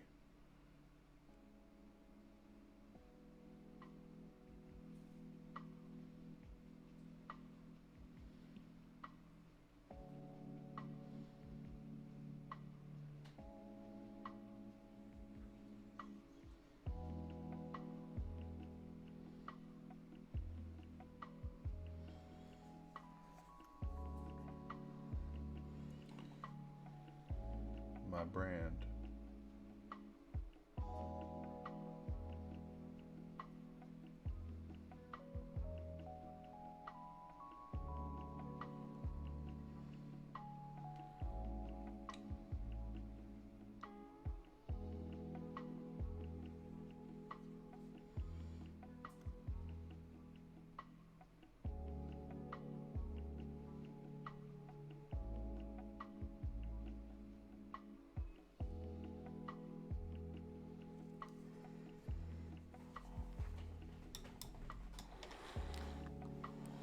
Well, now this lad's got himself some camouflage pants. Camo pants.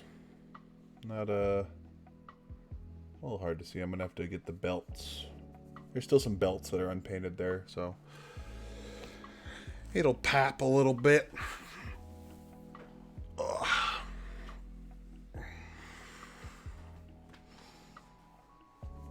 Just want to get the. You click on my window once you have a second.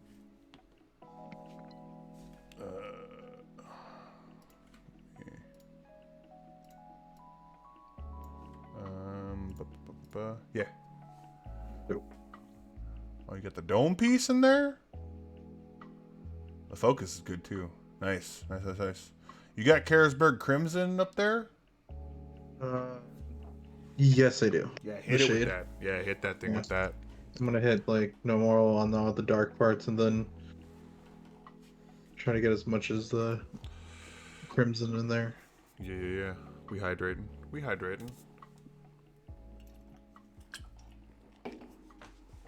Now we got a couple more left.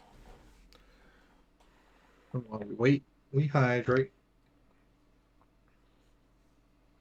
Twinkle, twinkle, y'all. We need to get some Rune Lord Brass. This guy's coming together, though. He's getting there. He's getting there. Let's do...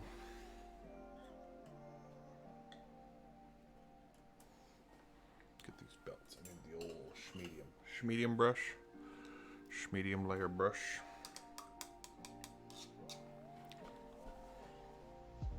Use some Gorth Brown. Gorth Brown, yeah.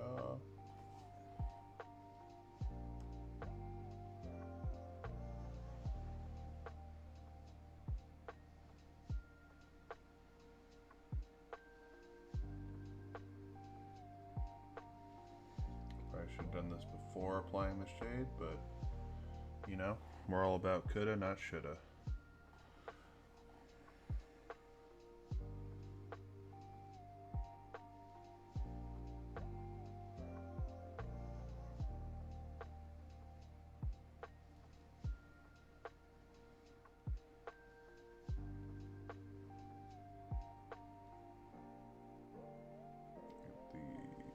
belt's all painted up.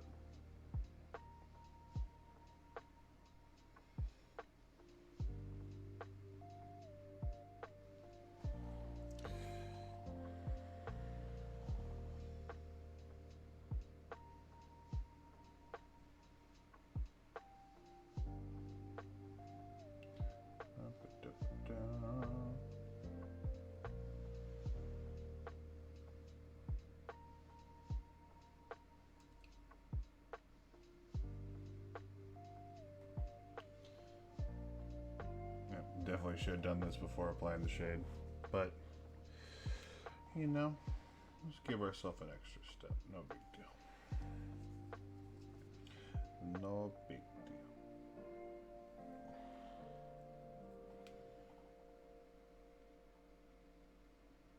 Gotta keep things interesting, alright?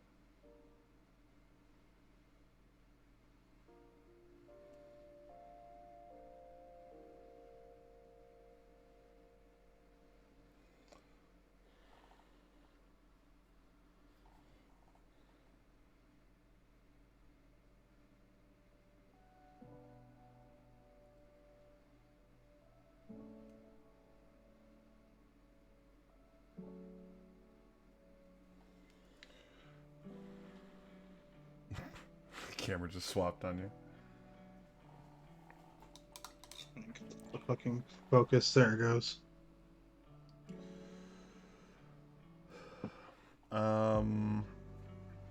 Usually if the gap isn't too bad, the base spray coat can kind of cover that. To be honest, I haven't really done too much to cover that up. The answer is like using green stuff and just like sculpting a little bit just to cover up that gap. I don't have a lot of experience with that. That's probably something I need to add to my repertoire to make some things look a little bit smoother. But to be honest, I don't really worry about it. I just kind of keep doing my thing. A mild wide gap on one of my hive guard. The what? I have like a mile wide gap on my hive guard for his arm connecting to the gun. I got a couple of those too, but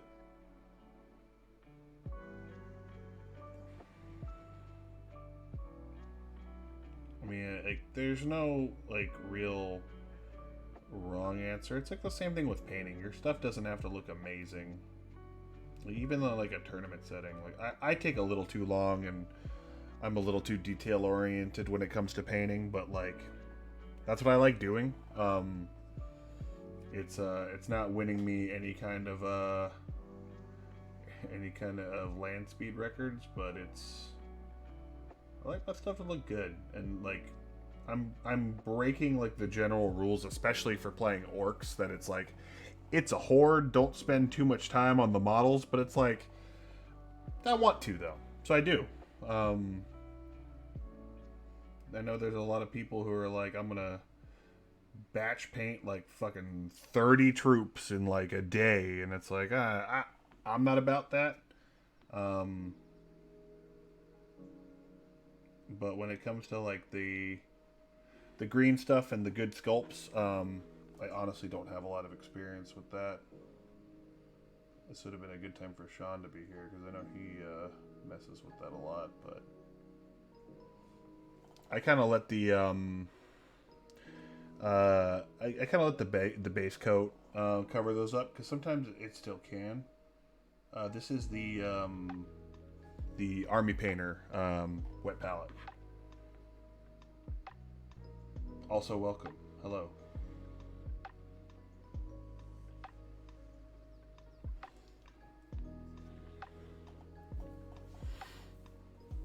Yeah, it's one of the things like I take forever to paint. I really paint incredibly slow, and I've looked up some things to like kind of speed the process up, not necessarily to like rush through some things, but I kind of paint in this way of I take a little too long and kind of do things in a weird order. Because like the way like a lot of people talk about is like base coating the whole thing and then applying the shades and then detailing. Whereas I'll like focus on like the orc skin itself and like paint and shade and then detail, and then like go to like a shirt and then paint and shade and detail. And I'll kind of bounce around, which is not really time-wise the smartest way to go about it. But it does kind of guarantee that like things look the way I want them to. With the only downside being if I make a mistake somewhere down the line and kind of splash over on something else, it can be a little dicey. But I mean, that's a bridge I just crossed to when I come to it.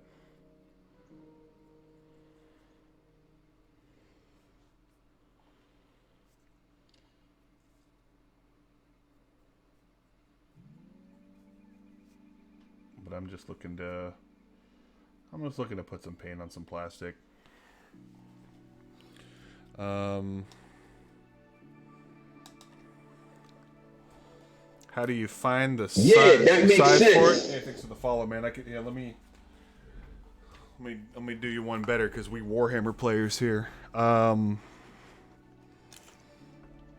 looks like we got about 7.5 by about 5.5.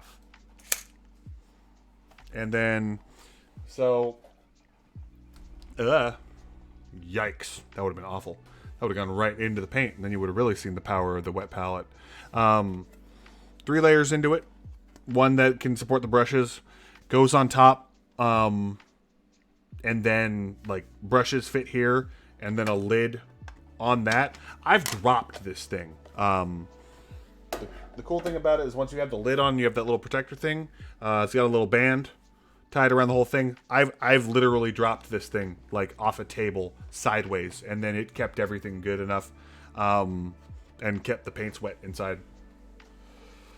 Army Painter, I recommend. I used to use one of those little circle plastic boys with like just the little spots for paint. You take a little bit of water, put it in there. I've kind of made the jump to wet palette since then. But this has worked out a lot better. I really, if anything, it saves me a lot of paint because what I don't do is like take a whole mess of paint and be like, all right, I gotta make sure all this is like covered, and like I end up not taking more than I really need because I used to be pretty bad. Like this is a good example of the base color for my orc flesh. I did not need that much, so next time I will use less, or I will make the same mistake twice. Who knows? Stay tuned. I've been known to do both. We'll see. But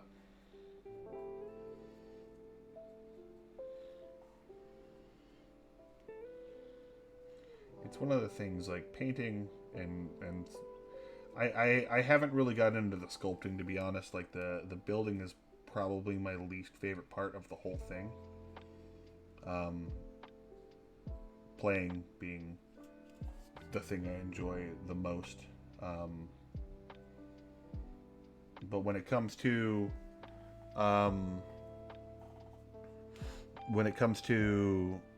the building and the sculpting, I don't have a lot of experience when it comes to the green stuff. Maybe that's something I'll get some. What I really should do if I want to go balls to the wall is I get some of the new boys models and see if I can make those the Shooter Boys into Slugga Choppa, because that's the only way to fly. And see what we can do. I could just live stream that, and you could watch me swear at a bunch of plastic, because building can drive me nuts sometimes. Yeah, man. Army Painter wet palette, get in there. Army Painter is really easy to find at local hobby shops. And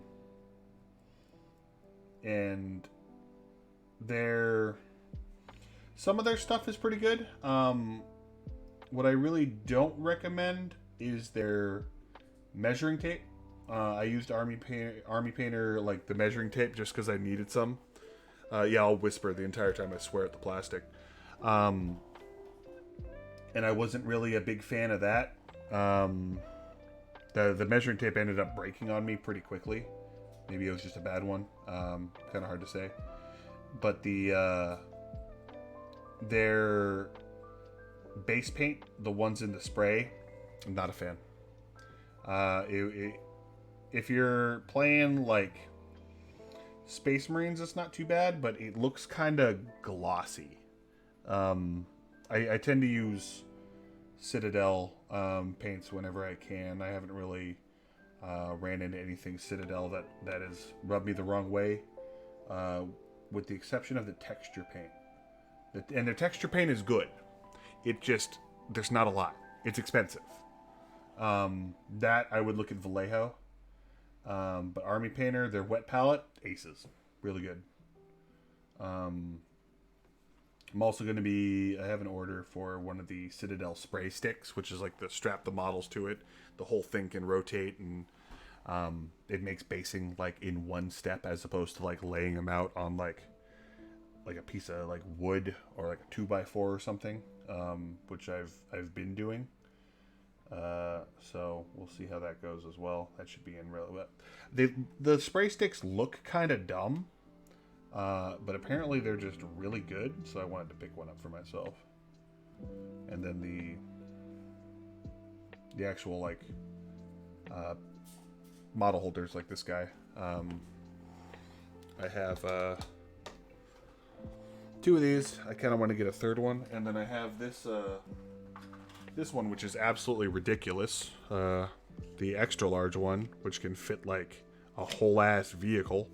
The only thing I'm worried about this one is like I was hoping like on the bottom there'd be something to like stabilize it a little bit more. I'm also worried about like slingshotting something across the room. I've used this once or twice. It's good. But I use it for like, I'm trying to think. Because I don't think the Mega Knob would fit on, but it would fit here. Like this, and this just seems kind of excessive for this. But for something like cavalry, really good. Oh, and this will actually, I've had this Mega Knob for a while. This will actually show you. This one, this is the Army Painter base paint.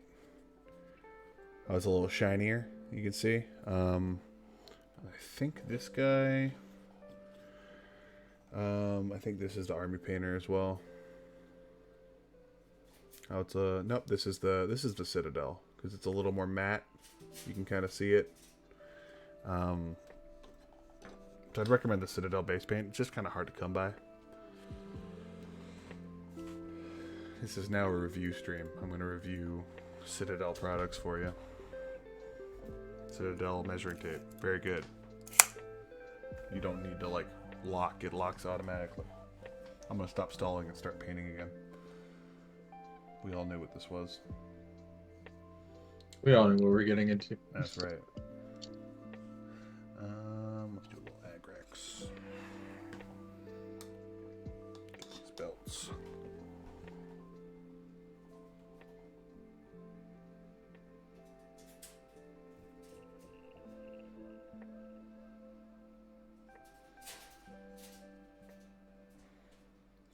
I mean, this is how it's been going for me lately. I spend like 3 hours and hopefully finish one model, but just have a good time with it.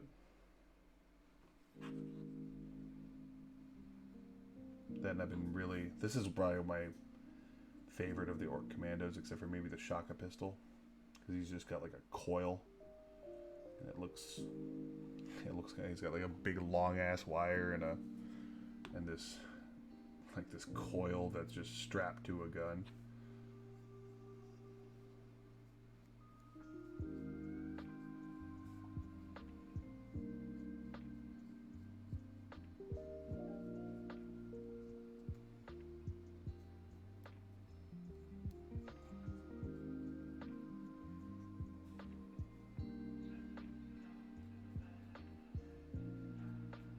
Let's make it a dry brush with some red. Like a reddish brown. And then while we're letting that dry, we'll get some of that. Shut up. Boom. It's about time for me to need to switch the palette over. I'm running out of space on here.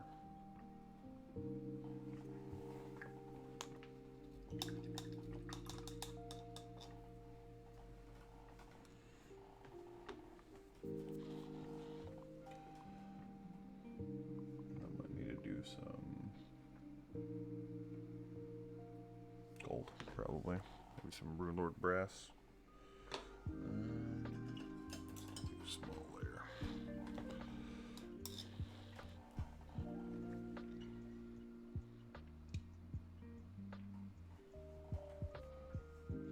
Remember, orcs brush their teeth. This cannon.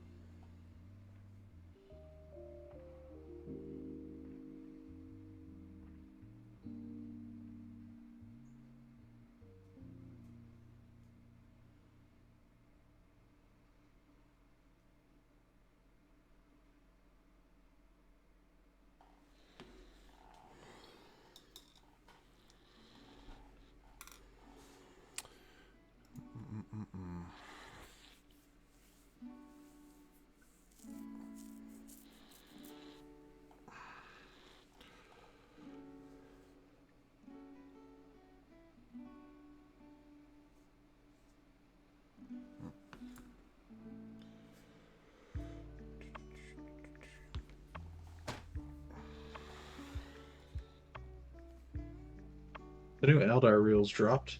Those look really, really, really nice. Oh yeah. I hear a hint of jealousy in your voice.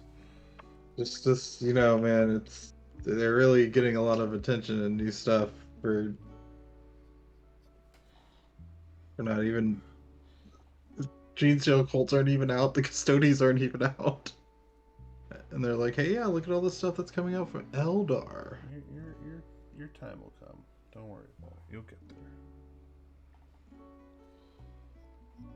Well, they do have some new cool mechanics, kind of like Miracle Dice, but works Gross. on like advances, charges, like rolls. Okay.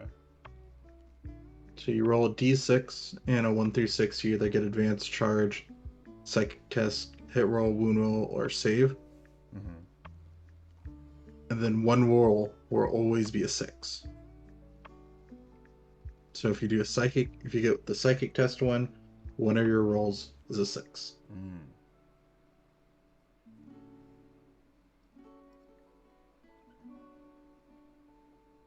Which seems pretty cool. And then you can make your sane Eldar team. Say an Eldar kill team.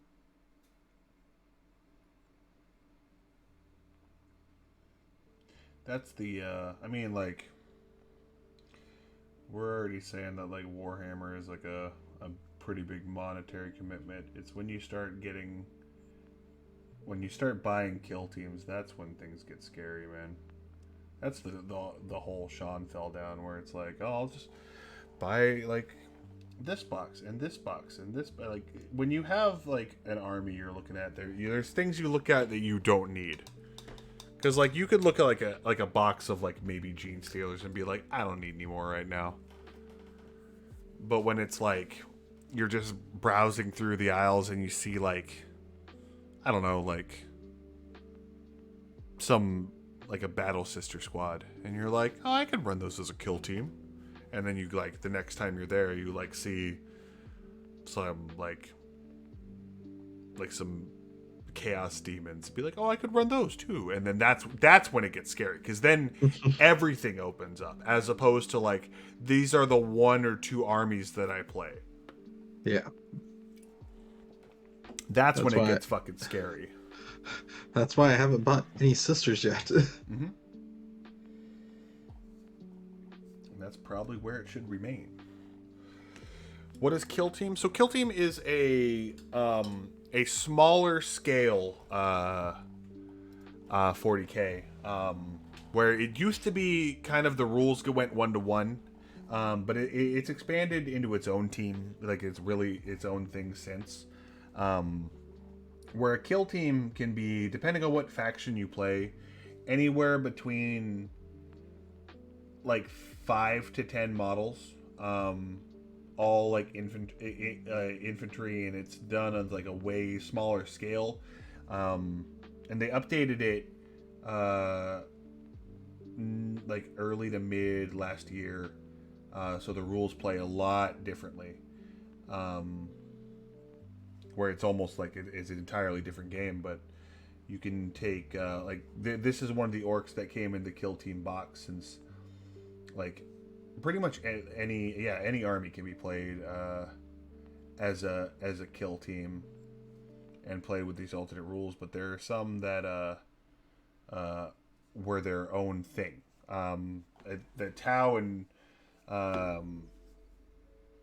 the Sisters of Battle are getting a special Kill Team, and previously the Orcs and Astra Militarum, which were specifically the Death Corps Krieg, had specific Kill Teams. So there's like there's the Orc lists, or the Orc armies, which are pretty much like boys, and then some guys with like flamethrowers, or some of their standard commandos, or there's the actual like Orc Commando Kill Team, whereas like a guy like this is the Commando Burna, and then this is one specific to Kill Team. It's actually only playable in Kill Team. This is the Slasher Boy.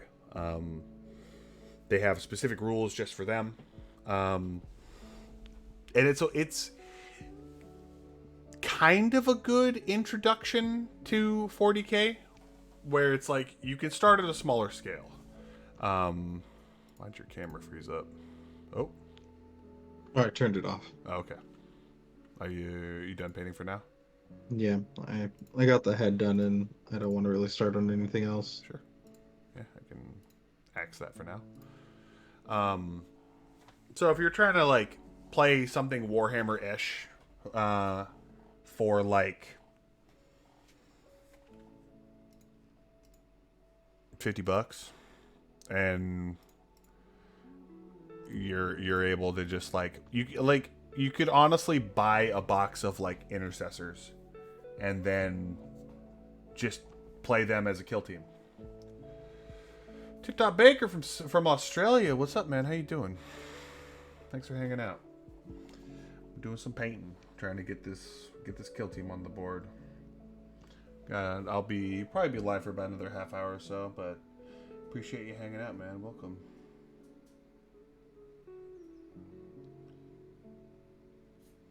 And this is the part where my knowledge of time zones are tested. I don't know if it's very early there or very late. I'm in the States, in California, so we're about half hour to midnight for me. I tend to stream a little bit on the later side when I get done with work. Where's this other grenade? There you are.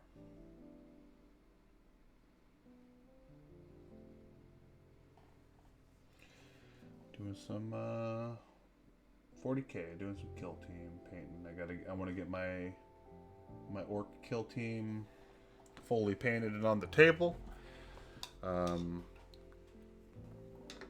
I believe I have maybe 4 models to go, not including these ones.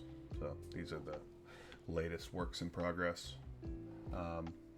My plan is to get this guy done before the end of the day here, but we'll see what happens. Let's see if there's anything I can kind of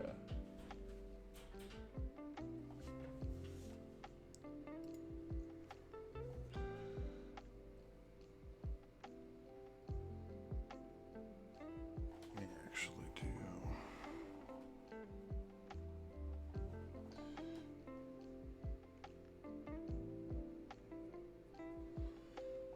Absolutely, man. Yeah, that makes sense. Appreciate you hanging out. Thanks for the follow, man. I'm streaming on here every Monday, Tuesday, and Thursday, 9 to midnight Pacific Standard Time. Appreciate the follow, man. And I'll be on here for about another half hour, and then probably look for someone to raid at that point, and then I'll be back Monday.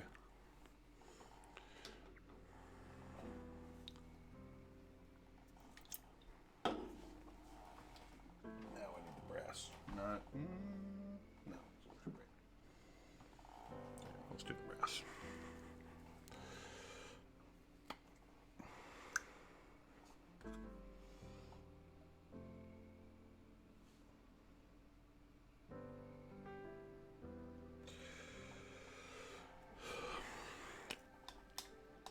Your Warhammer player, tip top. And just browsing Twitch to see what's going on. I always wonder how people find me.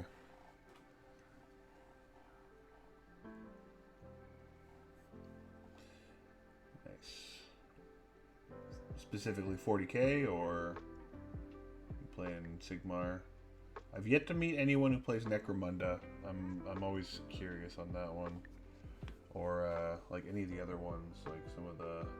I need a smaller brush for that one.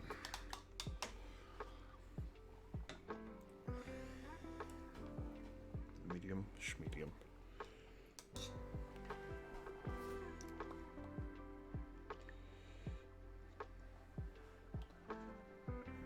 Nice.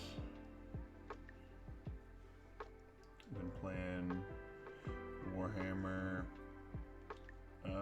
Just shy of a year. There's still a lot of things I'm learning.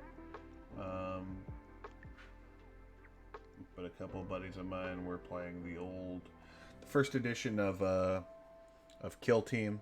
I got involved and really wanted to play full scale 40k because I like the vehicles and I wanted to play the bigger game, and kind of peer pressured everyone into joining me, and now people are starting multiple armies, and it's been a huge jump from just a couple people with like 10 models apiece playing Kill Team. I went a little hard, and everyone just kind of followed suit, and now it's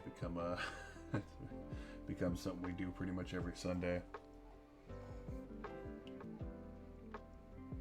But I'm not super familiar with Age of Sigmar. I want to get there eventually. I wanted to play cities. I always thought they looked cool. I played fantasy like way back in the day, and I always liked the like Hellstorm batteries and things like that.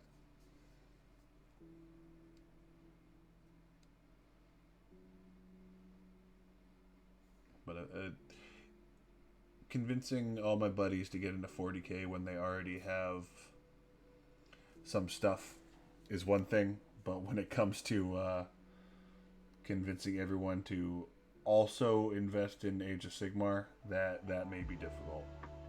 But never know. Never know. It may happen. I'm definitely going to give it a shot. See if I can get them to spend even more money. You never know.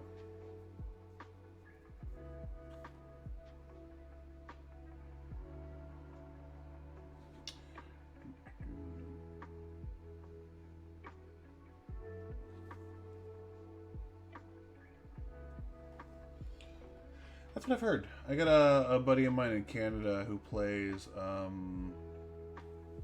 oh god, it's the undead guys that have the Night Lords, I think. That sounds right in my head.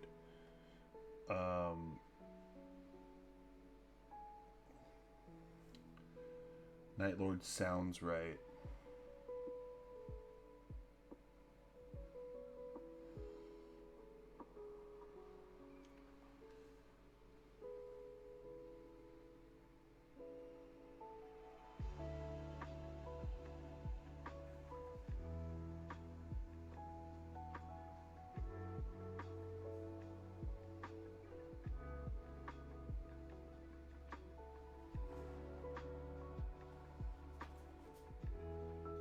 with like the vampire lords and all those.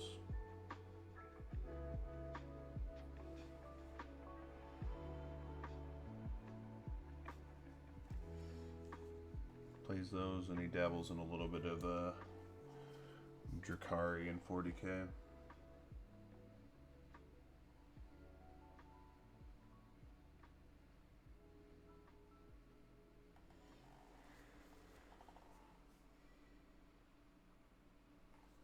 I'm gonna dip out for a little bit. I do. I later, dude. Anyway.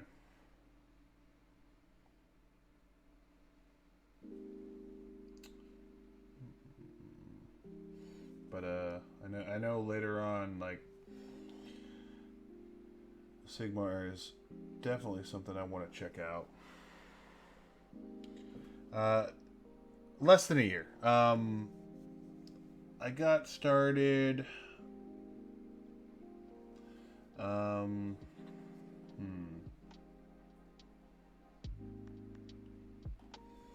want to say.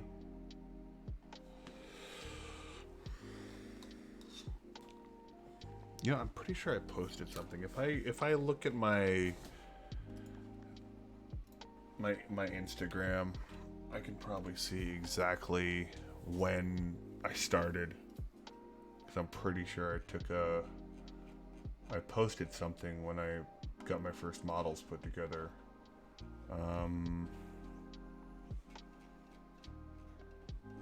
Because I got like some. Let's see, here we go. It was June. June is when I started collecting orcs. And that's when I first started playing. So it's really been... Yeah, that's when I bought my first orc stuff. Buddy of mine bought me some boys. I got some knobs, and I got some killicans and a Death Killer War Trike. Because I didn't know what the hell I was buying. I didn't know that the War Trike was an HQ. I thought it was just a vehicle. So I, yeah, it's been less than a year. I think I'm coming up around 6 months. I did play the old fantasy a long time ago, and I played Warriors of Chaos. I want to say, I don't even remember what edition it was.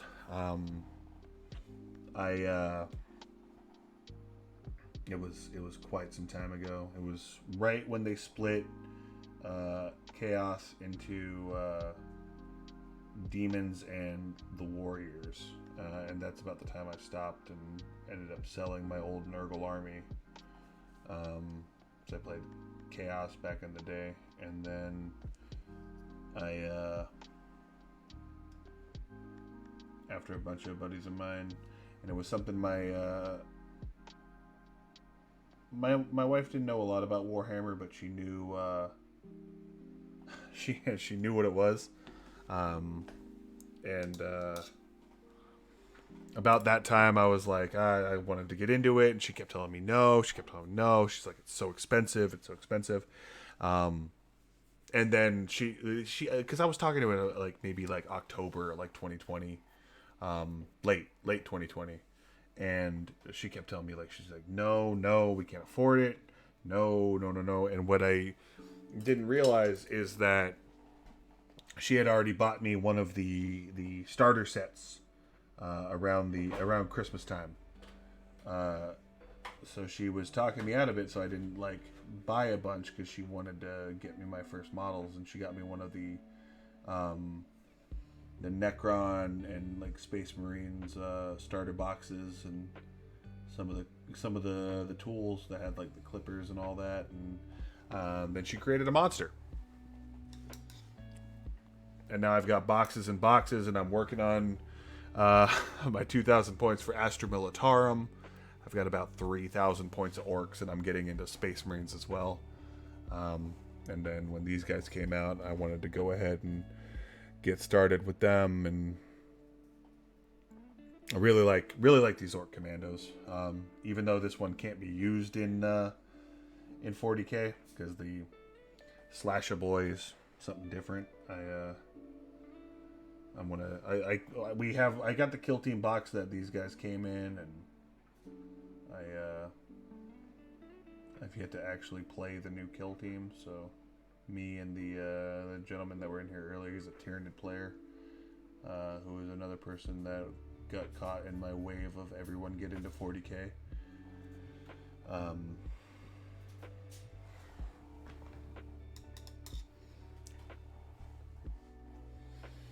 Had it for 32 years. You know, it's I'm just patient, man. I'm patient, and I steal techniques and just do the best I can, and I paint pretty slow, but I have a lot of fun with it, man. What's up, Phil? You're on late. Catching the tail end of this one. I'm hoping I can finish this guy before I hit the 3-hour mark streaming. Hey, man. Good seeing you pop in. Just want to get this guy finished up before hitting that 3-hour mark. It could probably go a little bit over.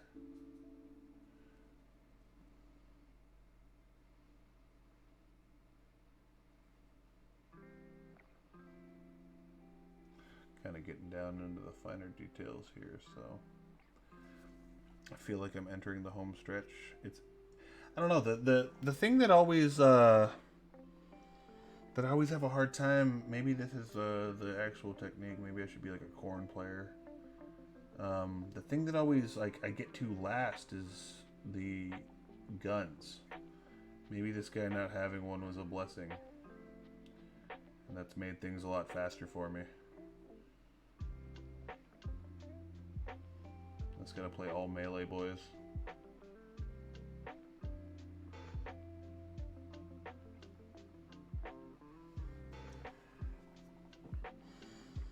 I'm just grinding Sea of Thieves lately.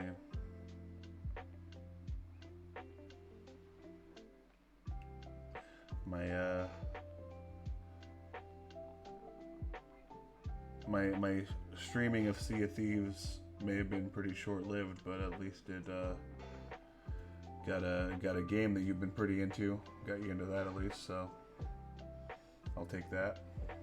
I'll take a little credit there. Oh yeah, we're hitting the home stretch with this guy.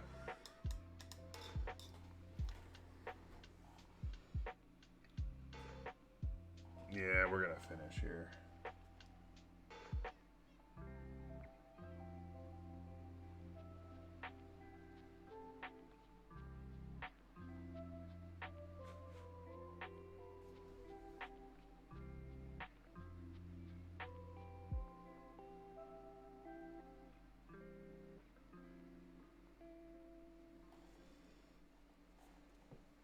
Hell yeah.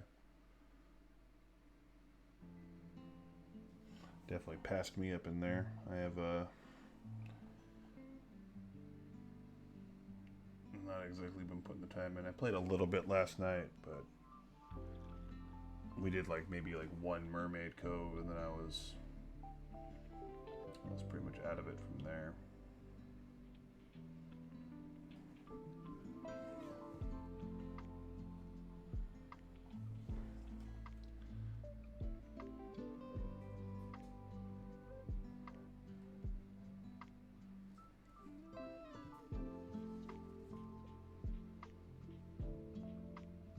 I didn't think that would be the kind of game that would be up your alley. I honestly don't know why you haven't like fallen into like any MMO. That seems like it would be your shit, really. Something like a World of Warcraft or a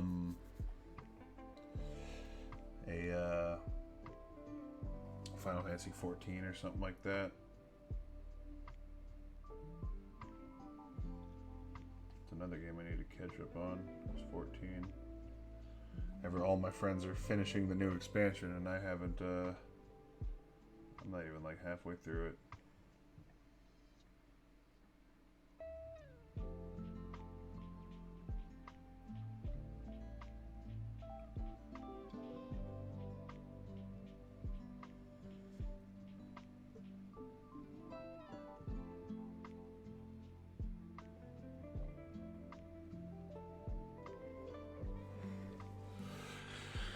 Neverwinter? I don't know about that one. Really, from what it seems like, I'm dropping shit. I mean, if it's not Final Fantasy 14 or WoW, like, I don't really think there's any other MMOs people are putting any time into. That seems to be all of them.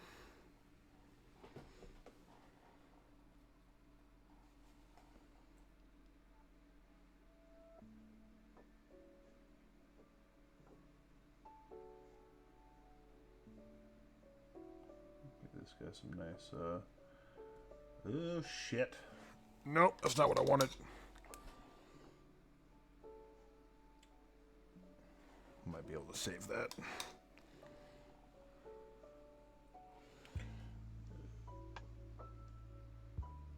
Let's hit that with the Agrax again. No big deal.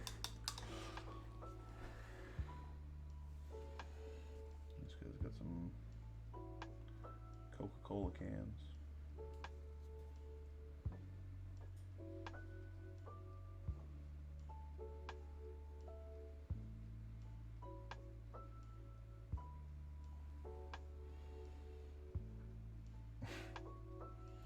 Ragnarok is deader than dead, man.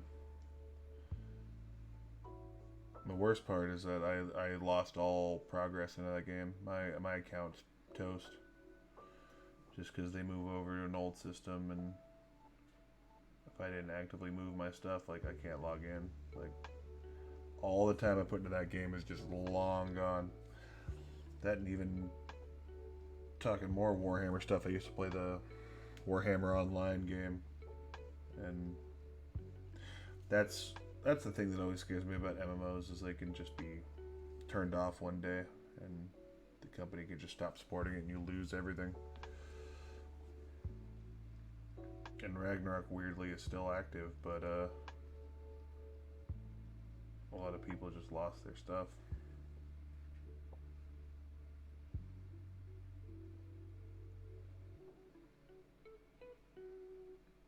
I had a lot of stuff in that game too. I had a couple transcendent characters.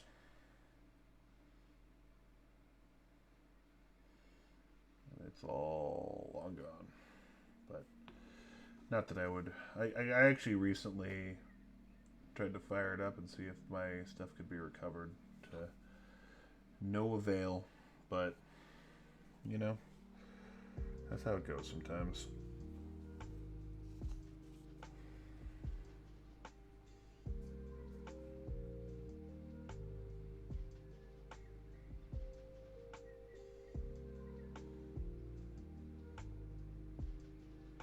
I think you played Ragnarok before I had any of my like really high level stuff, because I had some stuff that was up there.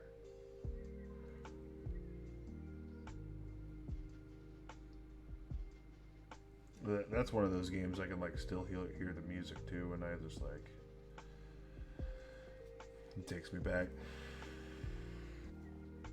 Oh yeah, I've decided we're finishing this guy tonight. This is gonna happen. Where is the Agrax? Yeah, this guy's getting finished.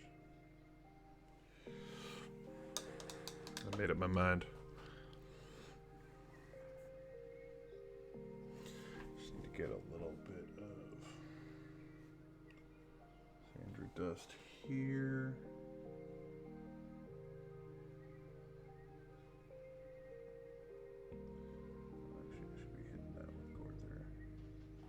That's too watered down.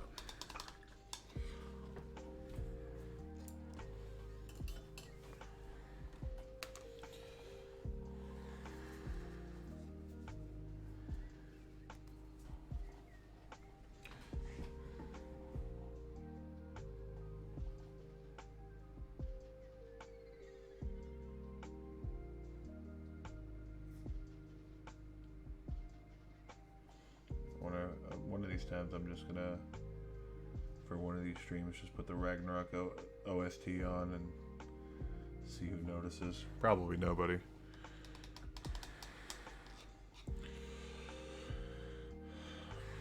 "8 days in a row." What?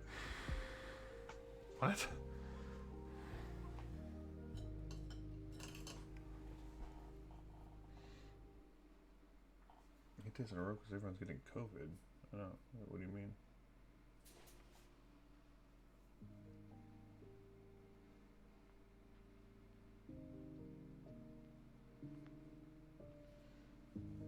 Oh shit.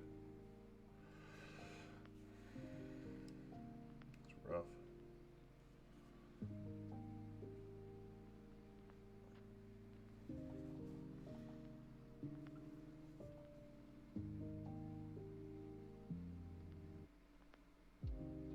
I guess I didn't realize it because I always save the gun for last. I didn't realize I was in the home stretch here. Just about being done. There's just a couple little details here and there to pick up, and then this guy's gonna be done.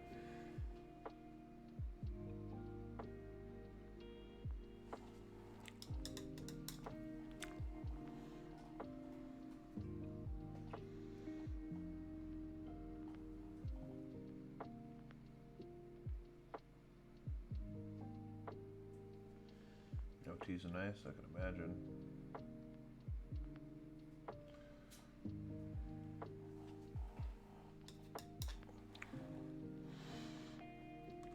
Alright, now what I want to do, I need some.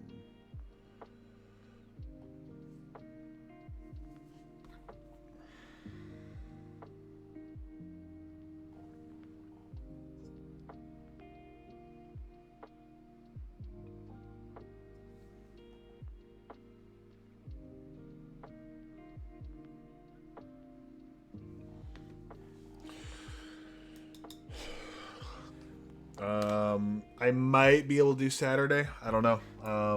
Got a lot of moving parts, but I'll let you know. We'll figure something out.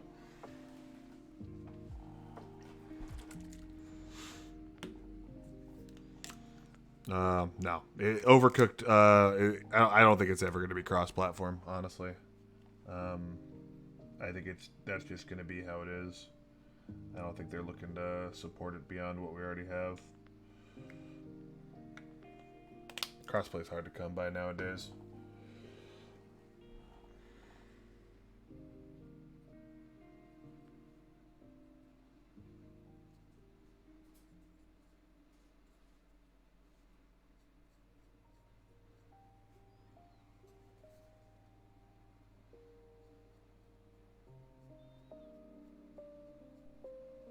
The fuck?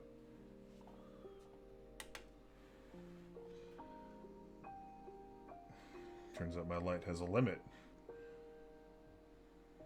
Good thing I wasn't doing anything too detail oriented there. That would have been. Alright, man. I'll get you around.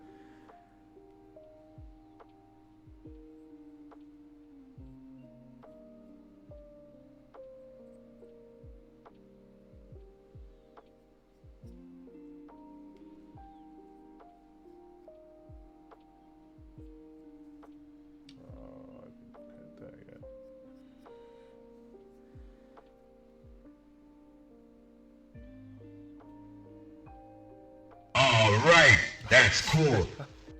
Damn, that scared the shit out of me. I wasn't ready for that. I was in the zone for a second there. Extra subbing, man. I appreciate you. That scared the shit out of me for real. I was like in the zone.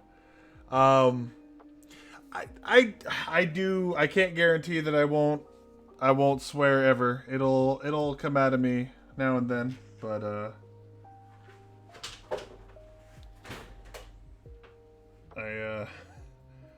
can't guarantee it'll never happen, but I appreciate it, man.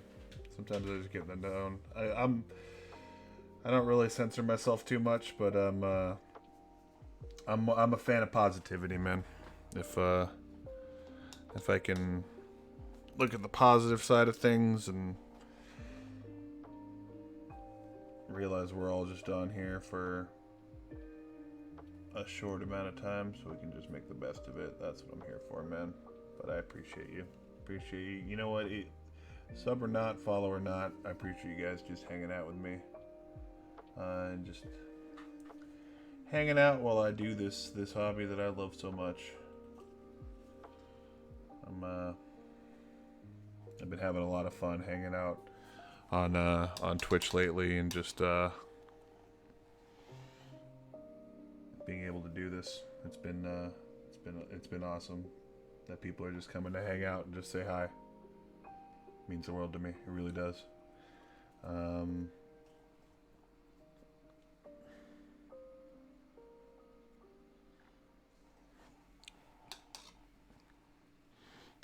to a little bit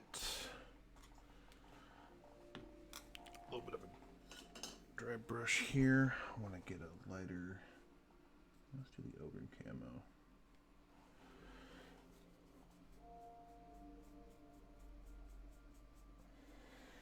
Let's see how that looks. Yeah. It looks super good.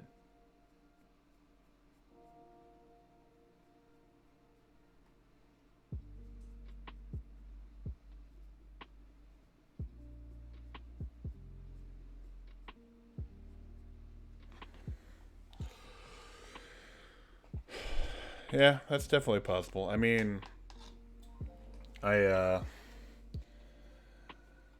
been doing stand-up comedy for a long time, and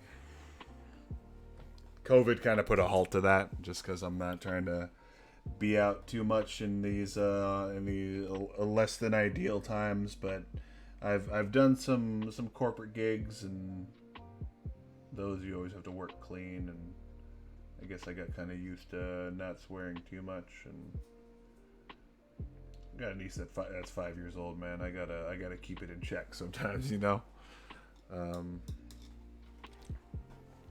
Like I said, definitely can't guarantee that it'll be like this all the time, but I try not to be a swear machine. Swearing does not equal comedy.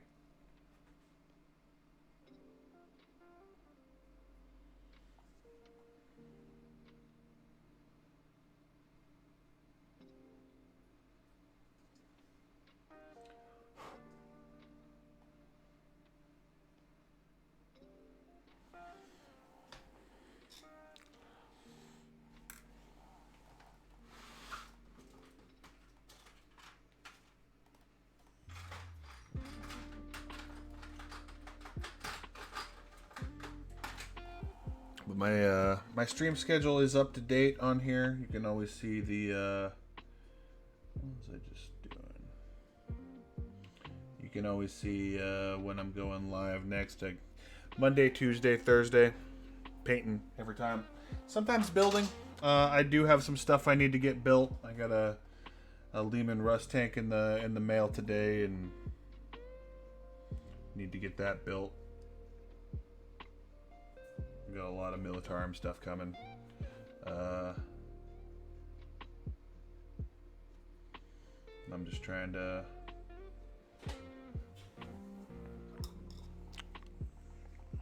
if people watch me, awesome. If people aren't able to make it, at least I get some of my stuff painted. So it's a win-win for me, for sure.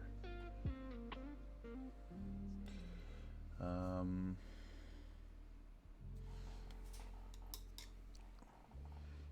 that out a little bit there.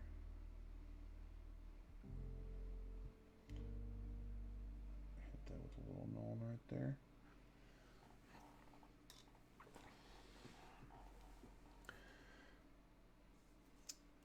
Now let's hit that with a little bit of null as well.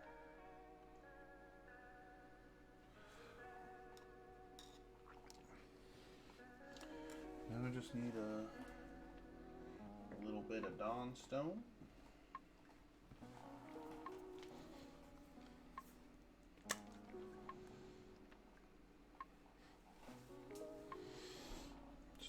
Just a hair of Dawn Stone. I'm running out of room here.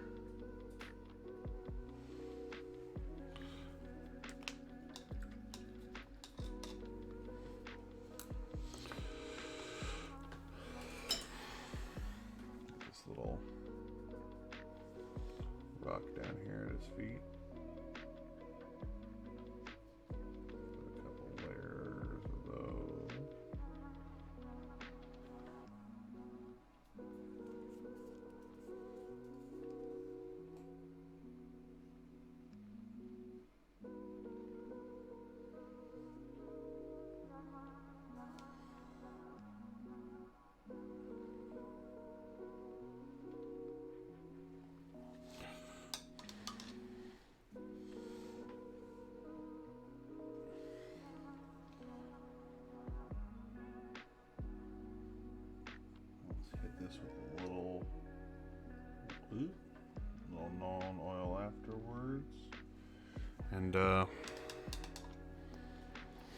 Unless there's any spots I missed and I need some touch-ups, I think we've got ourselves a finished Slasher Boy here.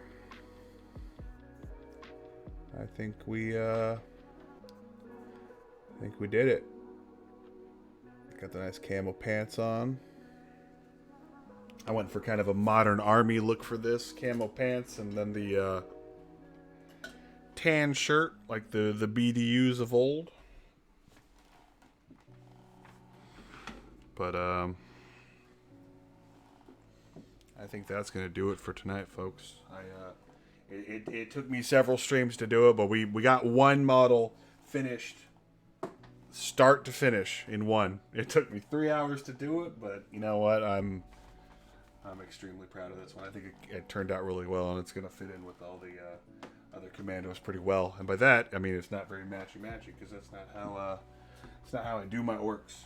That's how I do my Militarum and my Space Marines. They're uniform. Orcs, not so much. Things are just going to be kind of buck wild for them. Different colored pants and shirts and whatever it may be. So, let's see if we can find someone to raid here. See if we can make someone's day, or at least maybe their night. Once I get a little cleaned up here, let's see what we can do. Once I get my stuff all put away. Not exactly the most exciting thing to do on stream, but cleaning up is part of the process, right? Alright, let's see what we can do. Absolutely, man. I appreciate you hanging out. Let's see, who do we got here?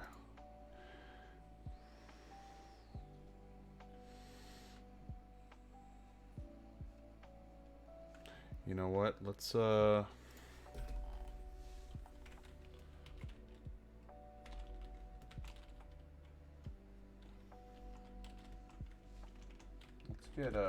get Leo a raid here. That would be most appreciated. He's an excellent Street Fighter player and just an overall really cool dude. So